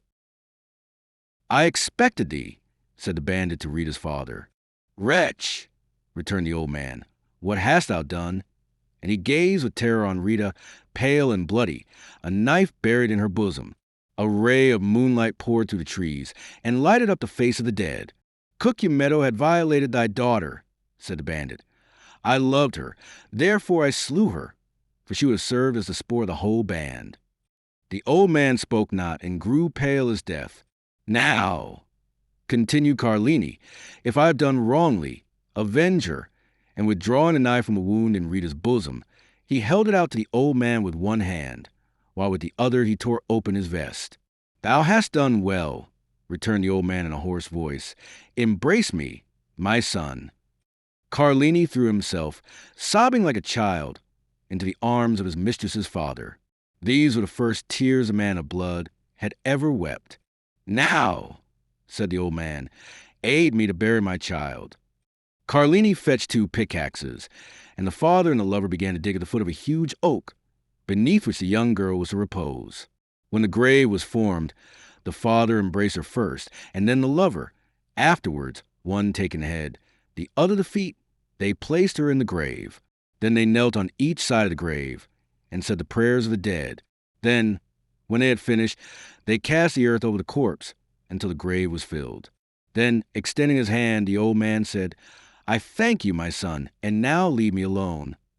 "Yet," replied Carlini, "leave me, I command you." Carlini obeyed, rejoined his comrades, folded himself in his cloak, and soon appeared to sleep as soundly as the rest. It had been resolved the night before to change their encampment. An hour before daybreak, Cucumetto aroused his men and gave the word to march. But Carlini would not quit the forest without knowing what had become of Rita's father. He went toward the place where he had left him. He found the old man suspended from one of the branches of the oak which shaded his daughter's grave. He then took an oath of bitter vengeance over the dead body of the one and the tomb of the other, but he was unable to complete this oath, for 2 days afterwards, in an encounter with the Roman carbineers, Carlini was killed. There was some surprise, however, that, as he was with his face to the enemy, he should have received the ball between his shoulders. That astonishment ceased when one of the brigands remarked to his comrades that Cucumetto was stationed 10 paces in Carlini's rear when he fell. On the morning of the departure from the forest of Frosinone, he had followed Carlini in the darkness and heard this oath of vengeance and, like a wise man, anticipated it. They told 10 other stories of this bandit chief, each more singular than the other. Thus, from Fondi to Perugia, everyone trembles at the name of Cucumetto. These narratives were frequently the theme of conversation between Luigi and Teresa. The young girl trembled very much at hearing the stories, but Vampa reassured her with a smile, tapping but his good fowling piece, which threw its ball so well, and that did not restore her courage. He pointed to a crow perched on some dead branch, took aim, touched the trigger, and the bird fell dead at the foot of the tree. Time passed on, and the 2 young people had agreed to be married when Vampa should be 20 and Teresa 19 years of age. They were both orphans, and had only their employers' leave to ask, which had been already sought and obtained. One day, when they were talking over their plans for the future, they heard 2 or 3 reports of firearms, and then suddenly a man came out of the wood, near which the 2 young persons used to graze their flocks, and hurried towards them. When he came within hearing, he exclaimed, "I am pursued. Can you conceal me?" The 3 carbineers looked about carefully on every side, saw the young peasants, and galloping up, began to question them. They had seen no one. "That is very annoying," said the brigadier, "for the man we are looking for is a chief." "Cucumetto?" cried Luigi and Teresa at the same moment. "Yes," replied the brigadier, "and as his head is valued at 1,000 Roman crowns, there would have been 500 for you, if you had helped us to catch him." The 2 young persons exchanged looks. The brigadier had a moment's hope. 500 Roman crowns are 3,000 lire, and 3,000 lire are a fortune for 2 poor orphans who are going to be married. "Yes, it is very annoying," said Vampa, "but we have not seen him." Then the carbineers scoured the country in different directions, but in vain. Then, After a time, they disappeared. Vampa then removed the stone, and Cucumetto came out. Through the crevices in the granite, he had seen the two young peasants talking with the carbineers, and guessed the subject of their parley. He had read in the countenances of Luigi and Teresa their steadfast resolution not to surrender him, and he drew from his pocket a purse full of gold, which he offered to them. But Vampa raised his head proudly. As to Teresa, her eyes sparkled when she thought of all the fine gowns and gay jewelry she could buy with this purse of gold. Cucumetto was a cunning fiend, and had assumed the form of a brigand instead of a serpent, and this look from Teresa showed to him that she was a worthy daughter of Eve, and he returned to the forest, pausing several times on his way, under the pretext of saluting his protectors. Several days elapsed, and they neither saw nor heard of Cucumetto. The time of the carnival was at hand. The Count of San Felice announced a grand masked ball, to which all that were distinguished in Rome were invited. Teresa had a great desire to see this ball. Luigi asked permission of his protector, the steward, that she and he might be present amongst the servants of the house. This was granted. The ball was given by the Count for particular pleasure of his daughter Carmela, whom he adored. Carmela was precisely the age and figure of Teresa, and Teresa was as handsome as Carmela. On the evening of the ball, Teresa was attired in her best, her most brilliant ornaments in her hair and gayest glass beads. She was in the costume of the women of Frascati. Luigi wore the very picturesque garb of the Roman peasant at holiday time. They both mingled, as they had leave to do, with the servants and peasants. The festa was magnificent. Not only was the villa brilliantly illuminated, but thousands of colored lanterns were suspended from the trees in the garden, and very soon the palace overflowed to the terraces, and the terraces to the garden walks. At each cross path was an orchestra, and tables spread with refreshments. The guests stopped, formed quadrilles, and danced in any part of the grounds they pleased. Carmela was attired like a woman of Sonnino. Her cap was embroidered with pearls. The pins in her hair were of gold and diamonds. Her girdle was of Turkey silk, with large embroidered flowers. Her bodice and skirt were of cashmere, her apron of Indian muslin, and the buttons of her corset were jewels. Two of her companions were dressed, the one as a woman of Nettuno, and the other as a woman of La Riccia. For young men of the richest and noblest families of Rome accompanied them with that Italian freedom which is not its parallel in any other country in the world. They were attired as peasants of Albano, Velletri, Civita Castellana, and Sora. We need hardly add that these peasant costumes, like those of the young women, were brilliant with gold and jewels. Carmela wished to form a quadrille, but there was one lady wanting. Carmela looked all around her, but not one of the guests had a costume similar to her own or those of her companions. The Count of San Felice pointed out Teresa, who was hanging on Luigi's arm in a group of peasants. "Will you allow me, father?" said Carmela. "Certainly," replied the Count. "Are we not in carnival time?" Carmela turned towards a young man who was talking with her, and saying a few words to him, pointed with her finger to Teresa. The young man looked, bowed in obedience, and then went to Teresa and invited her to dance in the quadrille directed by the Count's daughter. Teresa felt a flush pass over her face. She looked at Luigi, who could not refuse his assent. Luigi slowly relinquished Teresa's arm, which he had held beneath his own, and Teresa, accompanied by her elegant cavalier, took her appointed place with much agitation in the aristocratic quadrille.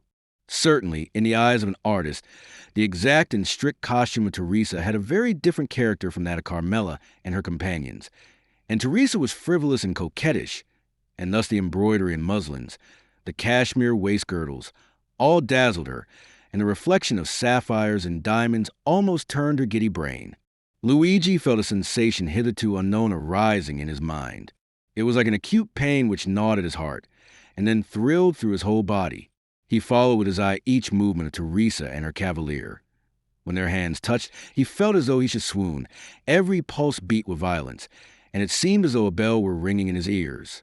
When they spoke, although Teresa listened timidly and with downcast eyes to the conversation of her cavalier, as Luigi could read in the ardent looks of the good-looking young man that his language was that of praise, it seemed as if the whole world was turning round with him, and all the voices of hell were whispering in his ears ideas of murder and assassination. Then, fearing that his paroxysm might get the better of him, he clutched with one hand the branch of a tree against which he was leaning, and with the other convulsively grasped a dagger with a carved handle which was in his belt, and which, unwittingly, he drew from the scabbard from time to time. Luigi was jealous. He felt that, influenced by her ambitions and coquettish disposition, Teresa might escape him. The young peasant girl, at first timid and scared, soon recovered herself. We have said that Teresa was handsome. But this is not all. Teresa was endowed with all those wild graces which are so much more potent than our affected and studied elegancies. She had almost all the honors of the quadrille, and if she were envious of the Count of San Felice's daughter, we will not undertake to say that Carmela was not jealous of her. And with overpowering compliments, her handsome cavalier led her back to the place whence he had taken her, and where Luigi awaited her. Twice or thrice during the dance the young girl had glanced at Luigi, and each time she saw that he was pale and that his features were agitated. Once even the blade of his knife, half drawn from its sheath, had dazzled her eyes with its sinister glare. Thus, it was almost tremblingly that she resumed her lover's arm.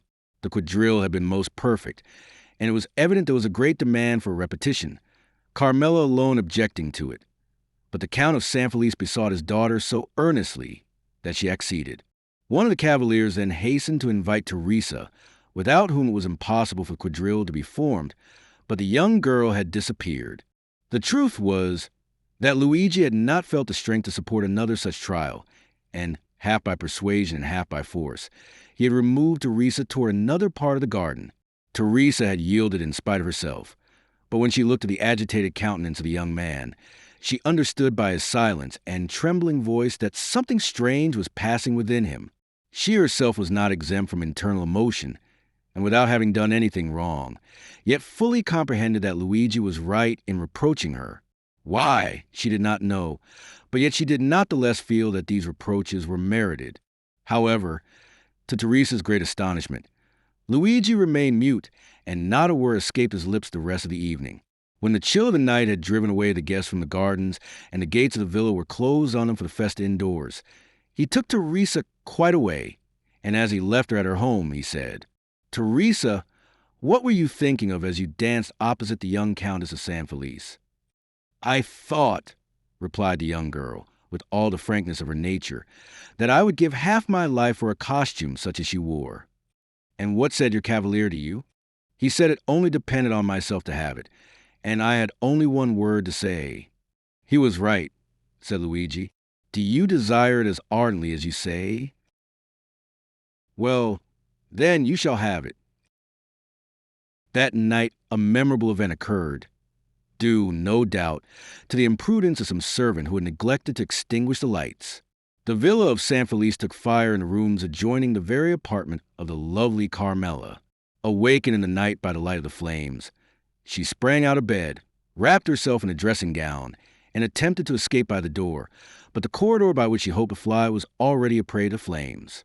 She then returned to her room, calling for help as loudly as she could, when suddenly her window, which was 20 feet from the ground, was opened. A young peasant jumped into the chamber, seized her in his arms, and with superhuman skill and strength conveyed her to the turf of the grass plot, where she fainted. When she recovered, her father was by her side. All the servants surrounded her, offering her assistance. An entire wing of the villa was burnt down. But what at? As long as Carmela was safe and uninjured, her preserver was everywhere sought for, but he did not appear. He was inquired after, but no one had seen him. Carmela was greatly troubled that she had not recognized him. As the Count was immensely rich, accepting the danger Carmela had run, and the marvelous manner in which she had escaped, made it appear to him rather a favor of Providence than a real misfortune. The loss occasioned by the conflagration was to him but a trifle. The next day, at the usual hour, the two young peasants were on the borders of the forest. Luigi arrived first. He came toward Teresa in high spirits, and seemed to have completely forgotten the events of the previous evening. The young girl was very pensive, but seeing Luigi so cheerful, she on her part assumed a smiling air, which was natural to her when she was not excited or in a passion. Luigi took her arm beneath his own and led her to the door of the grotto. Then he paused. The young girl, perceiving that there was something extraordinary, looked at him steadfastly. "Teresa," said Luigi, "yesterday evening you told me you would give all the world to have a costume similar to that of the Count's daughter." "I have promised no more than I have given you, Teresa," said Luigi proudly. "Go into the grotto and dress yourself." At these words, he drew away the stone and showed Teresa the grotto, lighted up by 2 wax lights, which burn on each side of a splendid mirror. On a rustic table, made by Luigi, were spread out the pearl necklace and the diamond pins, and on a chair at the side was laid the rest of the costume. Teresa uttered a cry of joy, and, without inquiring whence this attire came, or even thanking Luigi, darted into the grotto, transformed into a dressing room. Luigi pushed a stone behind her, for on the crest of a small adjacent hill which cut off the view toward Palestrina, he saw a traveler on horseback, stopping a moment, as if uncertain of his road, and thus presenting against the blue sky that perfect outline which is peculiar to distant objects in southern climes. When he saw Luigi, he put his horse into a gallop and advanced toward him. Luigi threw his cloak on the ground, placed his carbine on his shoulder, and, freed from his heavy covering, preceded the traveler with the rapid step of a mountaineer, which a horse can scarcely keep up with. In 10 minutes, Luigi and the traveler reached the crossroads.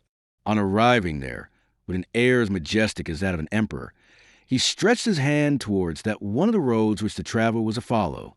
"That is your road, Excellency, and now you cannot again mistake. And here is your recompense," said the traveler, offering the young herdsman some small pieces of money. "Thank you," said Luigi, drawing back his hand. "I render service. I do not sell it." "Then," said the traveler, "take these 2 Venetian sequins and give them to your bride, to make herself a pair of earrings. And then do you take this poniard," said the young herdsman. "You will not find one better carved between Albano and Civita Castellana. For a dealer, perhaps, but for me, who engraved it myself, it is hardly worth a piaster." "What is your name?" inquired the traveler. "I," said the traveler, "am called Sinbad the Sailor." Franz d'Epinay started with surprise. "Sinbad the Sailor?" he said. "Well, and what may you have to say against this name?" inquired Albert. "It is a very pretty name, and the adventures of the gentleman of that name amused me very much in my youth, I must confess."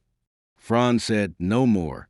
The name of Sinbad the Sailor, as may well be supposed, awakened in him a world of recollections, as had the name of the Count of Monte Cristo on the previous evening. "Proceed," said he to the host. Vampa put the 2 sequins haughtily into his pocket, and slowly returned by the way he had gone. As he came within 200 or 300 paces of the grotto, he thought he heard a cry. He listened to know whence this sound could proceed. A moment afterwards, he thought he heard his own name pronounced distinctly. The cry proceeded from the grotto. He bounded like a chamois, cocking his carbine as he went, and in a moment reached the summit of a hill opposite to that on which he had perceived the traveler. 3 cries for help came more distinctly to his ear. He cast his eyes around him and saw a man carrying off Teresa as Nessus, the centaur, carried Deianira. This man, who was hastening toward the wood, was already 3/4 of the way on the road from the grotto to the forest. Vampa measured the distance. The man was at least 200 paces in advance of him, and there was not a chance of overtaking him. The young shepherd stopped, as if his feet had been rooted to ground. Then he put the butt of his carbine to his shoulder, took aim at the ravisher, followed him for a second in his track, and then fired. The ravisher stopped suddenly, his knees bent under him, and he fell with Teresa in his arms. The young girl rose instantly, but the man lay on the earth struggling in the agonies of death. Vampa then rushed towards Teresa, for at 10 paces from the dying man her legs had failed her, and she had dropped on her knees, so that the young man feared that the ball that had brought down his enemy had also wounded his betrothed. Fortunately, she was unscathed, and it was fright alone that had overcome Teresa. When Luigi had assured himself that she was safe and unharmed, he turned towards the wounded man. He had just expired, with clenched hands, his mouth in a spasm of agony, and his hair on end in the sweat of death. His eyes remained open and menacing. Vamp approached the corpse and recognized Cucumetto. From the day on which the bandit had been saved by the 2 young peasants, he had been enamored of Teresa and had sworn she should be his. From that time he had watched them, and profiting by the moment when her lover had left her alone, had carried her off and believed he at length had her in his power, when the ball, directed by the unerring skill of the young herdsman, had pierced his heart. Vampa gazed on him for a moment without betraying the slightest emotion, while, on the contrary, Teresa, shuddering in every limb, dared not approach the slain ruffian but by degrees, and threw a hesitating glance at the dead body over the shoulder of her lover. Suddenly Vampa turned toward his mistress. "Ah," said he, "good, good. You are dressed. It is now my turn to dress myself." Teresa was clothed from head to foot in the garb of the Count of San Felice's daughter. Vampa took Cookie Meadow's body in his arms and conveyed it to the grotto, while in her turn Teresa remained outside. If a second traveler had passed, he would have seen a strange thing, a shepherdess watching her flock, clad in a cashmere gown, with earrings and necklace of pearls, diamond pins and buttons of sapphires, emeralds and rubies. He would, no doubt, have believed that he had returned to the times of Florian, and would have declared, on reaching Paris, that he had met an alpine shepherdess seated at the foot of the Sabine hill. At the end of a quarter of an hour, Vampa quitted the grotto. His costume was no less elegant than that of Teresa. He wore a vest of garnet-colored velvet, with buttons of cut gold, a silk waistcoat covered with embroidery, a Roman scarf tied round his neck, a cartridge box worked with gold and red and green silk, sky blue velvet breeches, fastened above the knee with diamond buckles, garters of deerskin, worked with 1,000 arabesques, and a hat whereon hung ribbons of all colors. 2 watches hung from his girdle, and a splendid poniard was in his belt. Teresa uttered a cry of admiration. Vampa in this attire resembled a painting by Leopold Robert or Schnetz. He had assumed the entire costume of Cookie Meadow. The young man saw the effect produced on his betrothed, and a smile of pride passed over his lips. "Now," he said to Teresa, "are you ready to share my fortune, whatever it may be? And follow me wherever I go, to the world's end." The young girl did so without questioning her lover as to where he was conducting her, for he appeared to her at this moment as handsome, proud, and powerful as a god. They went toward the forest, and soon entered it. We need scarcely say that all the paths of the mountain were known to Vampa. He therefore went forward without a moment's hesitation, although there was no beaten track. But he knew his path by looking at the trees and bushes, and thus they kept on advancing for nearly an hour and a half. At the end of this time, they had reached the thickest part of the forest. A torrent, whose bed was dry, led into a deep gorge. Vampa took this wild road, which, enclosed between 2 ridges and shadowed by the tufted umbrage of the pines, seemed, but for the difficulties of its descent, that path to Avernus of which Virgil speaks. Teresa had become alarmed at the wild and deserted look of the plain around her, and pressed closely against her guide, not uttering a syllable. But as she saw him advance with even step and composed countenance, she endeavored to repress her emotion. "Not another step," he said, "or you are a dead man." "What, then?" said Vampa, raising his hand with a gesture of disdain, while Teresa, no longer able to restrain her alarm, clung closely to him. "Do wolves rend each other?" "Who are you?" inquired the sentinel. "I am Luigi Vampa, shepherd of the San Felice farm." "What do you want?" "I would speak with your companions who are in the glade at Roccabianca." "Follow me, then," said the sentinel, "or, as you know your way, go first." Luigi and Teresa again set forward. As they went on, Teresa clung tremblingly to her lover at the sight of weapons and the glistening of carbines through the trees. The retreat of Roccabianca was at the top of a small mountain, which no doubt in former days had been a volcano, an extinct volcano before the days when Remus and Romulus had deserted Alba to come and found the city of Rome. "Here is a young man who seeks and wishes to speak to you," said the sentinel. "What has he to say?" inquired the young man who was in command in the chief's absence. "I wish to say that I am tired of shepherd's life," was Vampa's reply. "Ah, I understand," said the lieutenant. "And you seek admittance into our ranks?" "Welcome," cried several bandits from Ferracino, Pampinara, and Anagni, who had recognized Luigi Vampa. "Yes, but I came to ask something more than to be your companion." The bandits shouted with laughter. "And what have you done to aspire to this honor?" demanded the lieutenant. An hour afterwards, Luigi Vampa was chosen captain, vice Cookie Meadow, deceased. I say he is a myth, replied Albert, and never had an existence. And what may a myth be? Inquired Pastrini. And you say that Signor Vampa exercises his profession at this moment in the environs of Rome? Then the police have vainly tried to lay hands on him? Why, you see, he has a good understanding with the shepherds in the plains, the fishermen of the Tiber, and the smugglers of the coast. They seek for him in the mountains, and he is on the waters. They follow him on the waters, and he is on the open sea. Then they pursue him, and he has suddenly taken refuge in the islands, at Giglio, Gianutri, or Monte Cristo.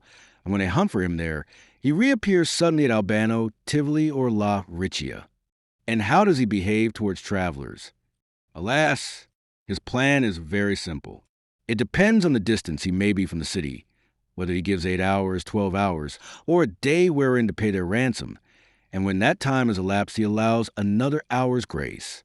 At the 60th minute of this hour, if the money is not forthcoming, he blows out the prisoner's brains with a pistol shot, or plants his dagger in his heart, and that settles the account. Well, Albert, inquired Franz's companion, are you still disposed to go to the Colosseum by the outer wall? Quite so, said Albert, if the way be picturesque. The clock struck 9 as the door opened and a coachman appeared. Excellency, said he, the coach is ready. Well then, said Franz, let us to the Colosseum. By the Porta del Popolo or by the streets, your excellencies? By the streets, morbleu. By the streets, cried Franz. Ah, my dear fellow, said Albert, rising and lighting his third cigar. Really, I thought you had more courage. So saying, the two young men went down the staircase and got into the carriage.